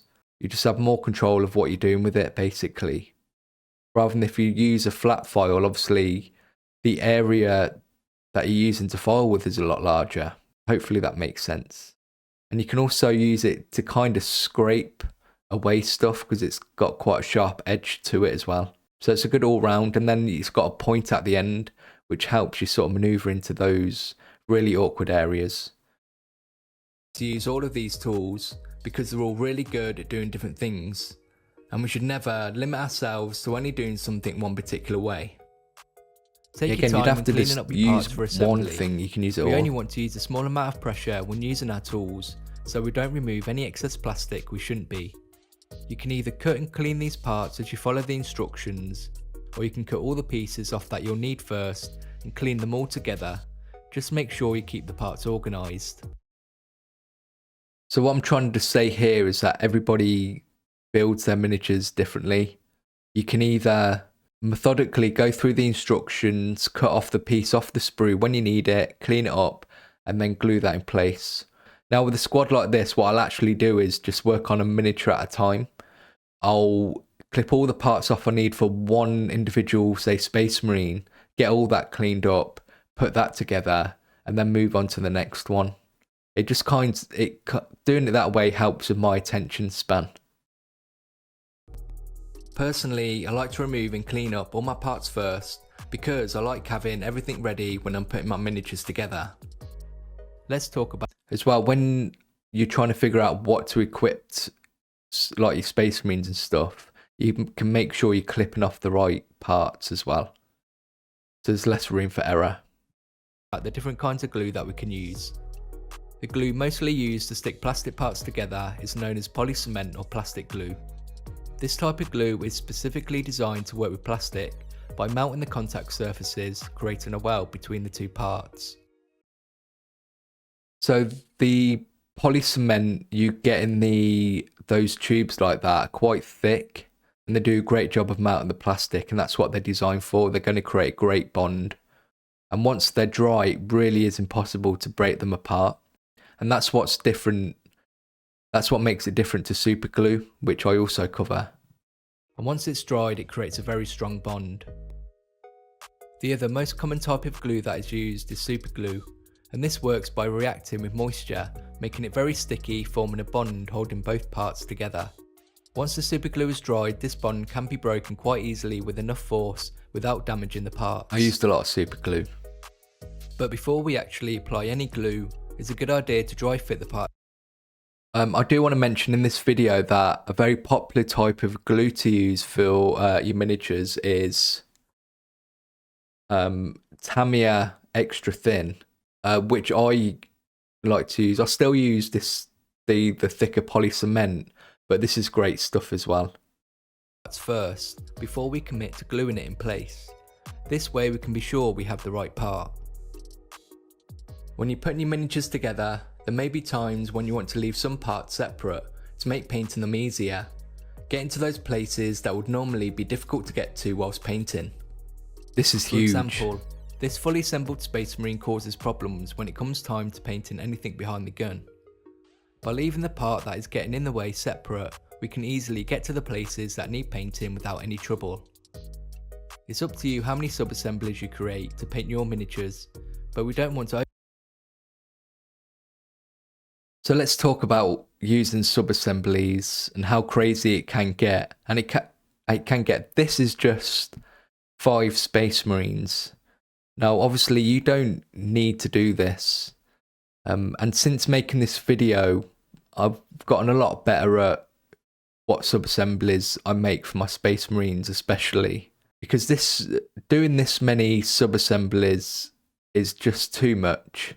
And theoretically, you're still painting the same amount of miniature. But this is just crazy. Imagine having 10 Space Marines all with the same amount of sub-assemblies. It kind of gets chaotic on the desk. So although sub-assemblies are great, and I would recommend learning how to do them and having them in your toolbox to use when you need it, So some of the things that I've changed about my approach when it comes to sub-assemblies, we'll use Space Marines as an example. With you can see there that the Space Marines themselves are glued to the blocks, which I don't do anymore. I used to do it like this because I used to, for my tutorials especially, I used to use acrylic bases, which are clear acrylic bases, which I don't use anymore. So I just glue them in just straight to the base, and I just use plastic shot glasses. The way you see I've done the arms there, I still do that because obviously that really does get in the way of painting. So it's been a while since I've made this video, and I have changed my approach to sub-assemblies. I tend to be more reserved with my sub-assemblies, and I always try and make as few sub-assemblies as I can get away with. So I'll always make sure that if the arms aren't getting in the way of a Space Marine and I feel like I can get to places that I need to get to, I'll tend to glue the arms on. If I know they are going to get in the way, then obviously I'll do this and I'll leave them separate from the body. The shoulder pads, I do tend to leave those separate still because they are quite a big feature of a Space Marine.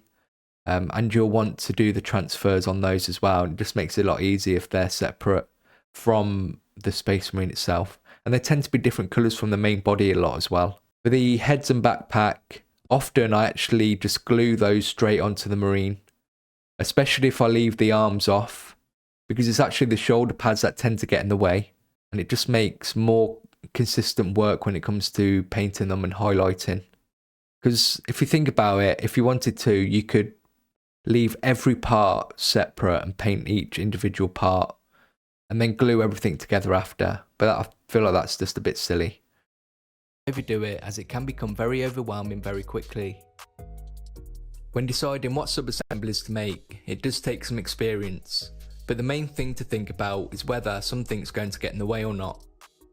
So once you've built your miniatures and you've got your sub-assemblies, it's going to be really difficult painting these parts without them being mounted onto something first. And something I like to use are blocks, which you can get from any generic tower building game. Again, this is something I got from Darren Latham. Buying one of these tower games gives you a good amount of these blocks to use, and it's more cost effective, and you can even find different sizes. To attach our parts to these wooden blocks, we can use super glue. And because of that easily broken bond, our parts are easily removed after we've done painting them. For some parts, it can be a little trickier to attach them straight to the block this way. So let me show you how we can use our sprue to make things easier. Our sprue. So this is one of my better ideas that I've ever had, is to use the sprue to mount the parts. Obviously, for a lot of other people, you'll see them using pins, so like paper clips cut up and then you drill holes. But I just stopped doing that because it just became, again, just costs money getting drills and the paper clips. So I decided, well, what can I use instead? And then I just looked at an empty sprue frame, and I just thought, well, I'll just use that. You've always got it because it's always left over after you've built the miniature. And as well, something that can happen with pins, especially if they're just relying on just one pin, the bond of the super glue can break, and then the piece can just start rotating and moving on the pin itself. Whereas these, because the bits of sprue have flat surfaces, it doesn't move around, and it stays where you want it to. It's great for creating posts and pegs to mount our sub-assemblies and parts And to. you get little pegs on them. All we need to do is cut up the sprue using our clippers, keeping this little nubbin on the end where we can attach things to. The nubbins can also be used on their own to help elevate parts from the block, giving us better access to things like heads. It's brilliant use for that. We can super glue the bits of sprue in place to make it more secure so it doesn't move whilst we Using paint. super glue. We can use either super glue or blue tack to attach our sub-assemblies and parts in place depending on what you prefer. And often I'll find myself using super glue more so than blue tack. I do use blue tack with the shoulder pads here just because of the awkward shape, like the curved shape against obviously the flat sprue. It's just more ideal to use the blue tack. Whereas if it's a flat to flat surface, I'll tend to use super glue. Again, because it's more secure Whereas blue tack, the piece can start moving about during the painting process, which can be really distracting. As well, something I didn't really cover in this video, you can manipulate the sprues as well and reshape the sprues by cutting them into different shapes if you need a smaller peg or a different kind of flat surface. That's something I found really works well with bits of sprues, that they're more versatile and you can get more creative with them. Creating these sub-assemblies does take more time and effort, but it really does make a difference in helping us paint our miniatures. Something else I want to cover before we move on to the next section is when we have finished painting our miniatures. You may have layers of paint from the undercoating and painting process, but we can easily scrape away any paint from areas that need to be glued. So I really want to just talk a little bit about gluing parts together after they've been painted. Now here I'm suggesting to scrape away the surface if you're going to be using poly cement. Personally, I just stick to using super glue because you don't need to scrape away any surface away then. This is just because of how poly cement works. It obviously melts the plastic to create that strong bond. But even then, it's not really 100% necessary. The only times that you really want to make sure to scrape the surfaces away are if you used any kind of like varnish, something that the glue's not going to eat away at. And if you brush paint your miniatures, then you're not going to be painting on these surfaces anyway. They're only going to tend to end up having undercoat over them anyway, and it's only going to be a thin layer. But again, best practice is to scrape surfaces before you glue them, but only with poly cement. Super glue is fine without scraping the surface. Now we have our miniatures built and sub-assemblies made and mounted, let's move on to getting them undercoated. So hopefully you can see how versatile you can get with the sprues. And you can get even more elaborate here as well. But yeah, it's really important to set yourself up for success when painting, and a lot of that comes from preparation. Although you don't need to do sub-assemblies, obviously, it's your choice. It just makes life a lot easier. But again, I'll just try and go with the most minimum amount of sub-assemblies you can get away with, just so you can get to parts that are difficult.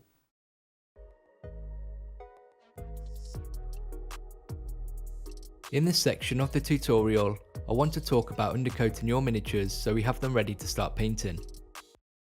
I did do a full dedicated video to undercoating miniatures, which is still up on the channel. So I'd go watch that as well, because it just covers a bit more about stuff, where this video was sort of cut up. Well, it was sort of split into what to do before undercoating and then undercoating. We're undercoating our miniatures because this is going to help our paint adhere to the plastic better. Without it, you may find it tough to paint straight onto the plastic.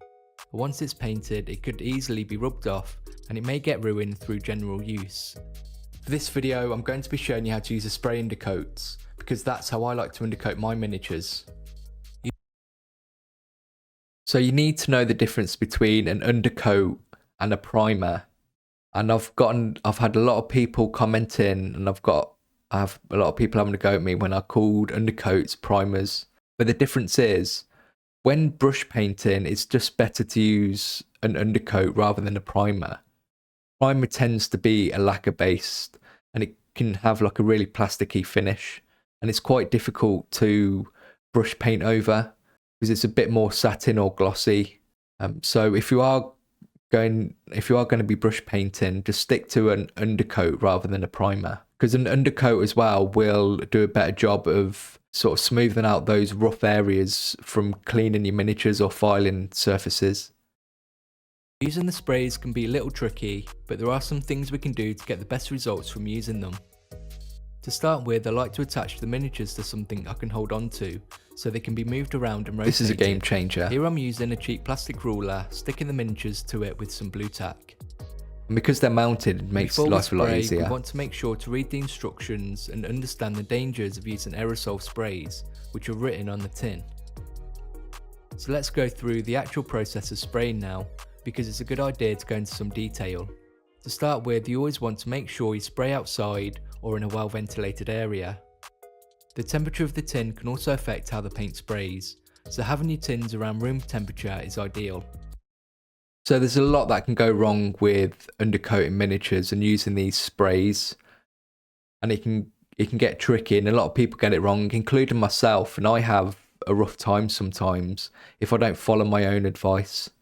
So this is a really important thing to think about when spraying your miniatures, is the temperature of the can, because you want it at least room temperature here. And probably the most if it is quite cold, the safest way to warm up a tin like this is just to put it in some warm water. Don't put it near the radiator or leave it on the radiator or anything like that, or just leave it in like a really ambient warm room for like an hour. Just make sure you safely raise the temperature of the can. Just having a high temperature obviously means it mixes better inside the can. Now we want to give the spray a good shake for 2 minutes. This is also the other most important thing, is to give it a good shake, especially if it's a new tin. Like, you want to be shaking the can for at least 2 minutes just to make sure everything, and this is after you've made sure it's an ideal temperature, because you want to make sure everything's mixed, because it's mixed with, it's got a lot of aerosol in it. This will ensure everything inside is well mixed, especially if it's been sitting around for a long time. Now you're ready to spray, you want to keep a distance around 30 centimeters or a forearm's length between the tin and what you're spraying. That's about arm's length. You'll want to keep the tin moving while spraying and use short controlled bursts. This will ensure you get a nice even coverage and prevent the paint building up. And when you're done, make sure to let the undercoat completely dry before doing anything. So it's better to use sort of short controlled bursts, because you don't want the paint to build up.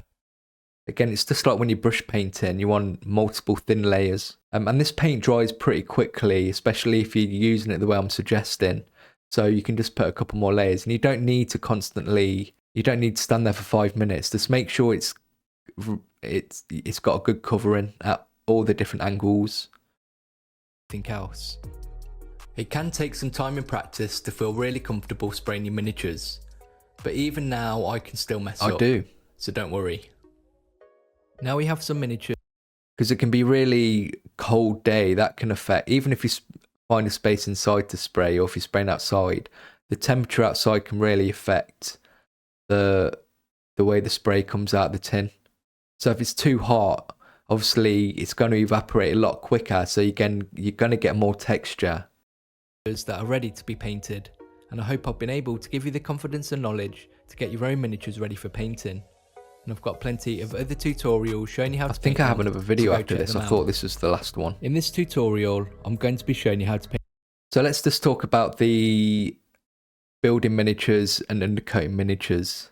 I just kind of wanted to give you an overview, a sort of more in-depth look at getting your miniatures ready for painting, because I don't really cover that in the starter video. So hopefully now you've got a bit of a better idea of what to expect when you go into doing those kind of things. And obviously you want to go in and do a bit more research and just watch these videos on your own without this commentary, and just watch the individual videos and put those things into practice, and you'll get the most out of your hobby, and you'll build the confidence. Again, just practice all this in your own time and take your time with it. Just because I'm talking to you and I've told you these things doesn't mean you're automatically going to be good at these things. It still needs to be put into practice. So this last video, I just kind of want to show examples of sort of different styles or different approaches to painting your miniatures. I just want to start that thinking that there's more than one way to paint a miniature. One thing that I've kind of noticed is that different places around the world tend to have a preferred sort of style and method of painting miniatures. So if you go over to sort of mainland Europe, in sort of like France and Germany and that sort of area, they like wet blending, and it almost looks like an oil painting, a style of painting. It's a very beautiful way of painting, but it obviously does take a lot of practice and time to paint that way. I've noticed that over the pond in America, they prefer to use an airbrush, and they like to paint their miniatures that way. So there's different styles all around the world, but what you'll see on the box is how I like to paint miniatures is just to sort of match how the studio and Heavy Metal paint their miniatures, because I love the graphic style and the contrast that you get from those miniatures. Your Ultramarines are 3 alternative colour schemes for your games of Warhammer 40,000.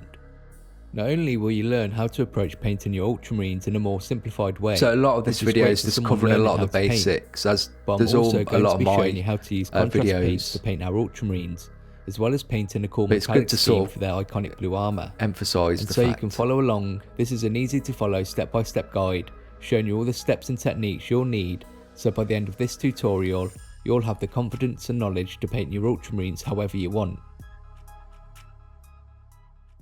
Welcome to TableTopReady. My name's Michael, and I want to show you in this tutorial some different ways that you can paint your Ultramarines that you may find more interesting. My goal for this tutorial is to give you guys some ideas and alternatives to get your Space Marines painted, including a more beginner friendly scheme that's going to help you learn the techniques and methods we use to paint our miniatures. When it comes to building your miniatures, we can decide whether we want to fully assemble. So you can see here my sub-assemblies are a lot different, and there's a lot of reasons for that. The main reason is that these Infernus Marines are actually push fit, so you don't need glue to stick them together, even though I have used glue obviously. But you'll notice the flamers that they've got, they don't really cover their chest, and you can still get to that chest decoration quite easily to paint them. And they don't cover it up anything that important. So, and I felt like I'm able to get behind there and get to things quite comfortably. So I just decided to attach those to the main body. So with these Space Marines as well, the shoulder pads are automatically attached to the arms. They're not separate. So one thing I did have to leave separate are the backpacks. But again, it's just those choices can change from miniature to miniature. Them or leave parts separate to make painting them a lot easier. When it comes to undercoating your miniatures, I will choose a colour that's going to work best for you, depending on how you decide to paint them. I will show you throughout this tutorial what colours I chose for each scheme and why. Something else we might find useful is having something we can hold on to whilst painting. Here I'm using some plastic shot glasses. This is because having a painting handle or attaching the miniature to something to hold on to makes painting more comfortable and prevents us from touching our miniatures too much. If you need even more help getting your miniatures ready for painting, I do have a dedicated video we just went through before this one. Also throughout this tutorial, because I'll be showing you all the tech. So in this video there's 3 different approaches. The first one on the left is using contrast paints. The middle one is the more traditional acrylic paint approach, and the one on the right is a fun stylized metallic version, which is quite a quick colour scheme to achieve. Techniques and steps that you'll need and I to elaborate on all of them as we go through I've them. made it easier to follow along with by splitting the tutorial up into different chapters. And now that we have our Ultramarines built and undercoated, we're now ready to get started.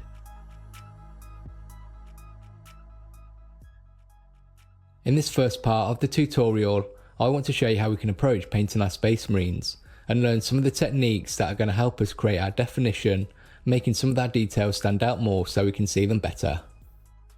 So I think this video is going to be good to watch just to see everything put into practice in a real sort of scenario of getting a miniature fully painted, which we haven't really seen yet. For this scheme, I've undercoated our Ultramarine with Macragge Blue, which is going to help when it comes to painting their iconic blue armour. After you've undercoated your Ultramarine, the best place to start is to get all your base colours painted first. This lets us spend time choosing what colours we want to paint everything, and painting becomes less overwhelming as we've created a great starting point to work from. Let's start by painting the power armour using Macragge Blue for the iconic blue armour of the Ultramarines. And I know we already undercoated our miniatures with Macragge Blue undercoat, but the sprays don't always match the colour from the pot with the same name. Okay, so let me remove my face. I'm not sure if I mentioned this earlier, but even though we're using an undercoat here of the colour we want the armour, it's still, we really still want to use, we still want to paint the colour from the pot. And here's a good example of why, because the spray colour doesn't match the colour from the pot. As well, you can see that the pot finish is more satin than the Undercoat. It just becomes really noticeable when you start trying to clean areas up, or you're having to use the Macragge Blue over the Undercoat. And it also just means that it doesn't really matter what Undercoat you use when painting your miniatures, because we're going to be painting all our base colours anyway. Obviously, except for the two examples in this video where we're doing a metallic scheme and contrast paint. With the same name. So this means we get the colour we actually want, we can get to areas we may have missed with the spray, and it won't be so noticeable if we need to neaten up and tidy up any mistakes along the way. And so we achieve best results when painting. We always want to make sure to thin our paints, and I find an equal amount of water does the trick. As well, I like to remove excess paint from the brush and now you should know why we thin the paint, which helps give us more control over how much paint is deposited. And when we're ready to start painting, we want to keep our brush moving and avoid going over any areas we've already painted. So even though I've used the Undercoat Blue here, you still want to paint a couple of layers of paint for your base colours to get a solid colour, to prevent creating any unwanted texture whilst the paint is still drying. Then once you're done, because we thinned our paint, don't cut it won't corners. have covered so well, so we will need to paint another layer using the same process. Painting in multiple layers like this means we can get strong base colour without losing any details. We just need to make sure each layer has fully dried first before applying another one. Honestly, getting all of our base colours painted first is a great place to start, especially for any new painters and beginners. This is going to give us an opportunity to practice those basics, and it also gives us experience with our brush.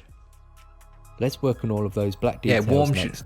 It's a good opportunity to warm up as well, because you're not going to be as good at something when you're first coming straight into it. It's just a good opportunity just to sort of warm up for half an hour and just getting those juices flowing.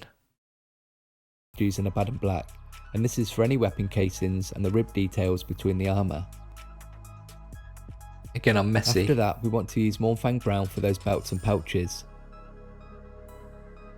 For the purity seals, we can use Spreamer Pink for the wax seal, and for the parchment, let's use some Wraithbone.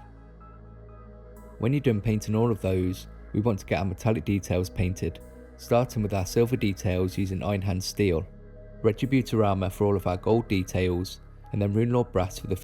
So you can see the difference here. I suggested getting Retributor Armour instead of using Balthasar Gold, but this is the difference. So Balthasar Gold is so much darker than this gold. This is just better all round. So if you are going to be painting Ultramarines, for example, definitely invest in some Retributor Armour. Fuel canister. Whilst we're painting our base colours, we do want to do our best to be as neat as possible. But if you're like me, then you will have been a bit messy and made a few mistakes. That's okay though, because we can always go back and neaten up any mistakes and clean up any messy areas as we go along. Doing this really helps make our miniatures look so much better once we're done. With all of our base colours now done, it's just obvious when you don't do that step. Flat. So it's now time to create some definition, which is going to help to bring out all of those details. The first way we can do this is with a recess shade for our armour, using Night Lord's Blue, which we still want to thin down like we normally would. We're doing a recess shade by applying our paint or shade directly into any recesses and details. This is a more controlled way of creating definition than an all over wash, so we don't affect our base colours. If you're a bit messy whilst doing this technique, we just need to neaten up with your Macragge Blue base colour. Now we've learnt how to bring out details with a recess shade. This shot here was actually a shot of it before I tidied up the recess shading. So it does look a bit messy. I think I might have forgotten to take a shot of it after this. We can also do the same using our shades. But just ignore that. The shade we're going to start with is Norn Oil, and we can apply this over our belts and pouches, wax seal, and silver details. And when using a shade, we want to use enough to cover these details comfortably, so we avoid having the shade pool up too much in details where we don't want it to. If you do see this happening, then we can use our brush to remove any excess shade we don't want. We then need to make sure it fully dries before doing anything else. It's really up to you how you create definition on your miniatures.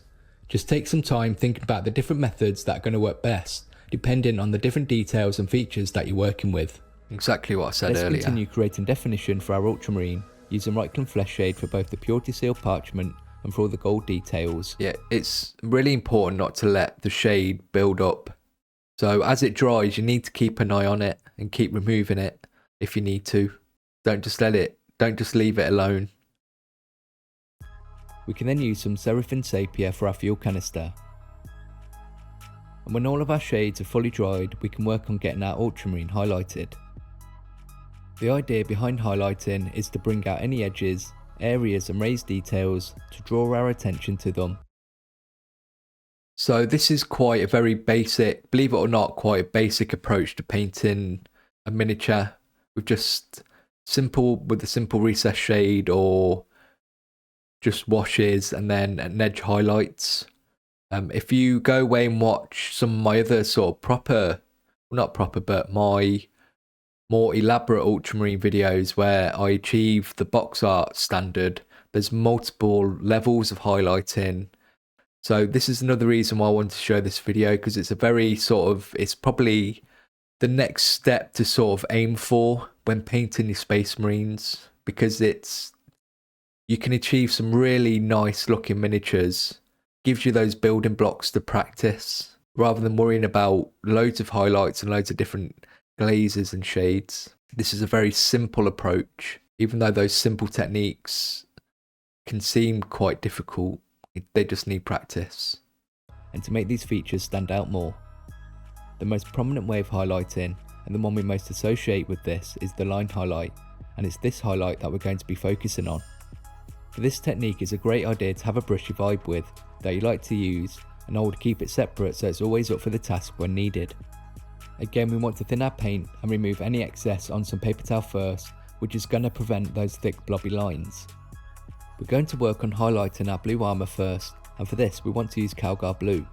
To do this, just take your time painting thin lines on any edges and around details to bring our attention to them. To make this easier, we can angle our brush against any edge and run it along that edge to create the highlight. For the areas we can't do this, then we just need to take our time painting thin lines where we want our highlights to be. And if you want to know more about highlighting, then I've got a dedicated video on the channel. That's a very good video, which goes into more detail about what I find helps me. But I'll cover that in a different compilation about techniques. For me, highlighting has to be one of the most important techniques to really practice and get good at, because not only will it help to improve the look of our miniatures, but it's also going to help us improve our brush control and hand-eye coordination, making us better miniature painters overall. So you'll notice that I'll repeat a lot of the same things from other videos, but I only repeat what I think is really important.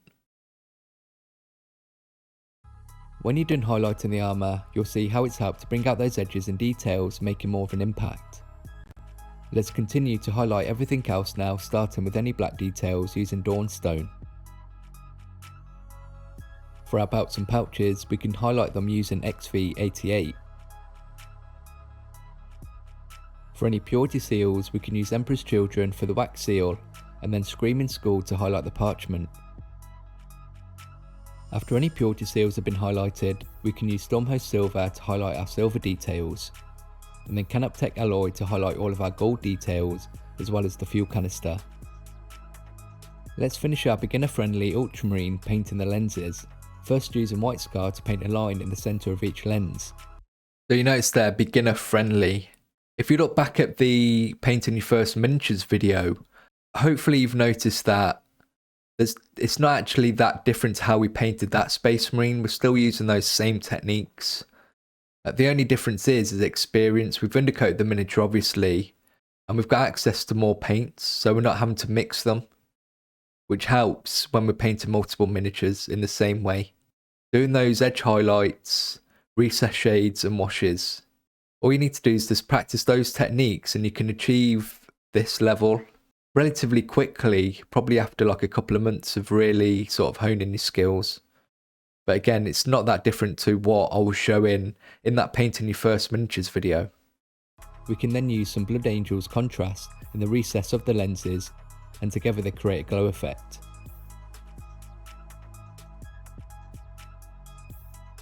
In this section, I love contrast paints, and it's how I paint the majority of my own miniatures, because it does take time to paint miniatures to a high level. So for my videos, I'm a very meticulous, controlled painter, but for my own stuff, when no one's watching, I'm very rough and ready. Of the tutorial, I want to show you how we can use contrast paints and what we've already learned as an alternative way to paint your ultramarine. First of all, we want to work from a lighter undercoat, Here I've used white scar. This is because contrast paints work best over lighter undercoats to take advantage of how they work. These are more user friendly to use in acrylic paints. Creating our definition. For our ultramarine armour, we want to start with Celestium Blue, and we want to apply this as evenly as possible. And just like when we're painting our base colours, we want to avoid going over areas we've already applied the contrast, and we want to use enough to cover areas comfortably. So it's kind of like our base colours and shades all in one. Working from a dry palette, so we can control how much we have on our brush. You don't thin these down. Take your time making sure we finish each area or detail before moving on to the next for best results, as the contrast dries pretty quickly. I'm a huge fan of using contrast paints. They're very versatile and they can be used alongside the more traditional acrylic paints rather than instead of.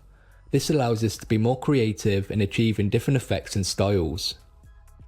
Once you're done applying the So what the contrast paint means is that you don't need to do the recess shade or any sort of washes. It kind of combines the two. Celestium Blue across all of the That's armour, what saves you'll time. see it's not really giving us that deep blue we associate with ultramarines. So let's apply a second coat, this time with ultramarines blue contrast, to achieve the blue we want for our ultramarines. This will also help create more definition as well. When that's fully dried, we can continue to get the other areas done. For all the black details, we can use Black Legion.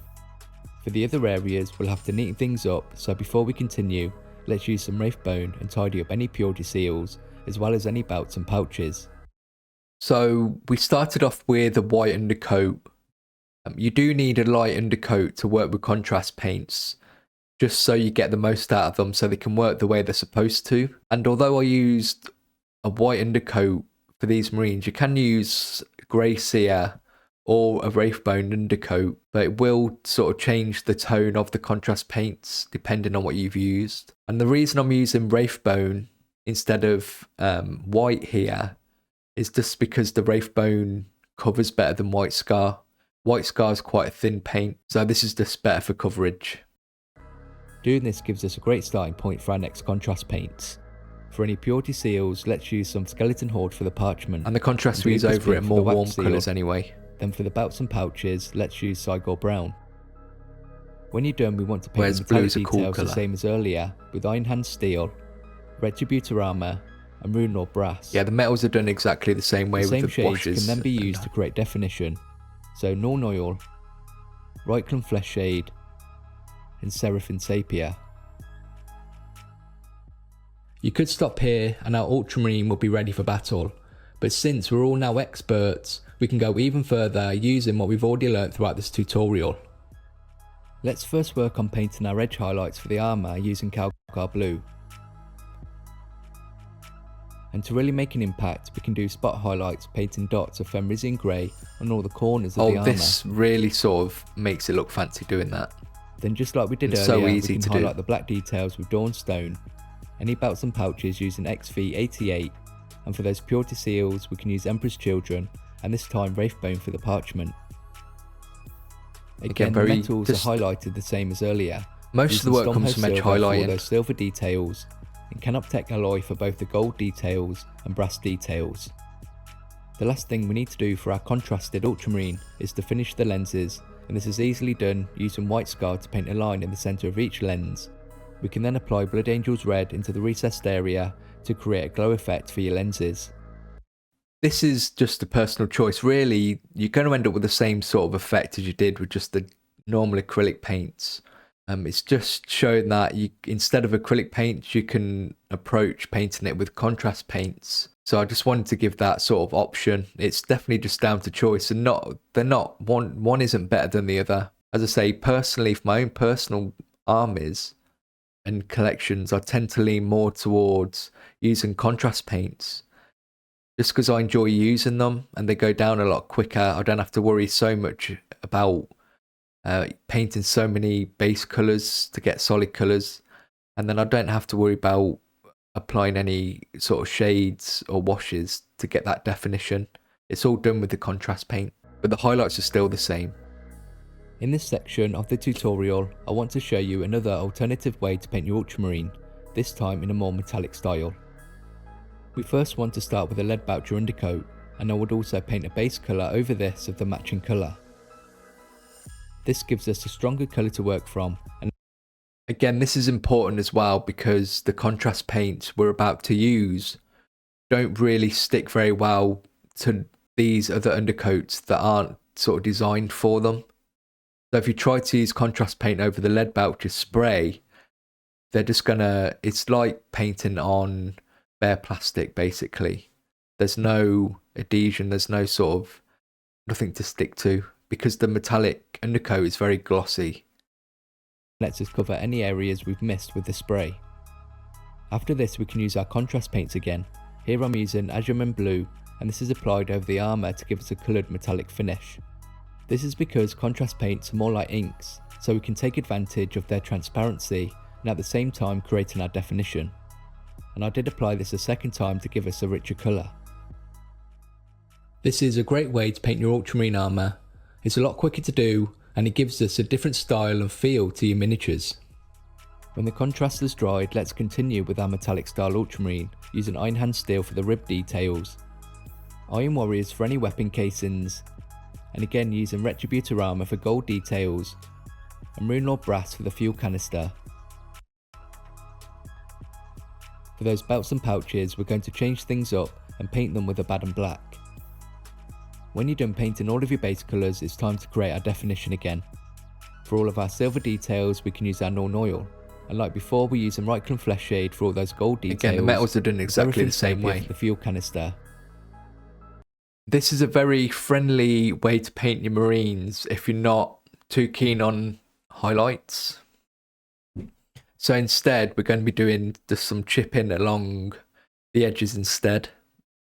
Doing an edge highlight for the armour, we can use Stormhost Silver to paint chips and scratches along our edges to add our interest and to bring out the details. Which is a lot more rough and ready to do.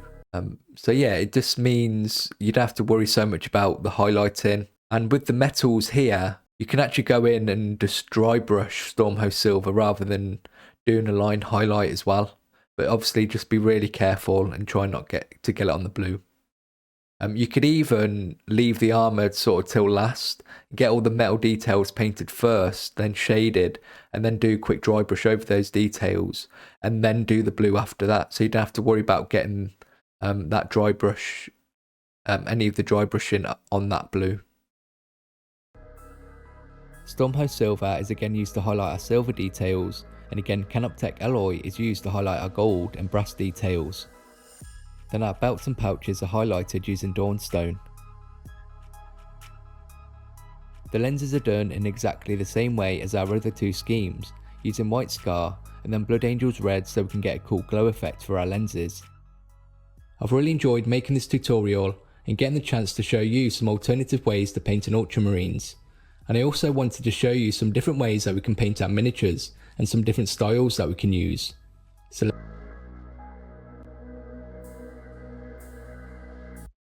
that was the last video. So as you can see, I just want to show sort of different approaches to painting Space Marines. I don't always have to be exactly, so this is just trying to show you like you can approach painting your Space Marines completely differently. But understand that to paint all of these, everything I've shown you from how to apply paint to the highlights and shade and all those basics are still applied across the board. And it's really important to practice those, and you can achieve a lot more and be confident doing that as well.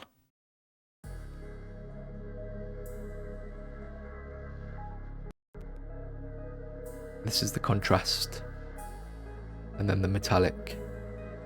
So just imagine rocking up to the table with an army of ultramarines painted like this. You don't tend to see armies painted like this because obviously the box marines aren't painted like this. So it's kind of like it impresses people, and I've shown you how easy it is to achieve. It's a lot easier than painting the beginner-friendly ultramarine. Our ultramarines are now finished, and I hope I've been able to give you the confidence and knowledge to get your own painted. I've got plenty of other tutorials on the channel, including a more in-depth tutorial and how to paint ultramarines video is more quite like an you can see on the in-depth box. video. And there are a lot of other tutorials showing how to paint some of the other Space Marine units. So all those tutorials there are obviously more advanced, as they would say. but it's still using all the same techniques. There's just more of it.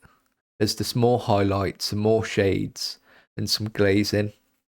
But if you can paint any of these 3 marines you see on the screen here, you can paint what I show in all those other tutorials as well. Again, it just comes down to practice and building that confidence and knowledge.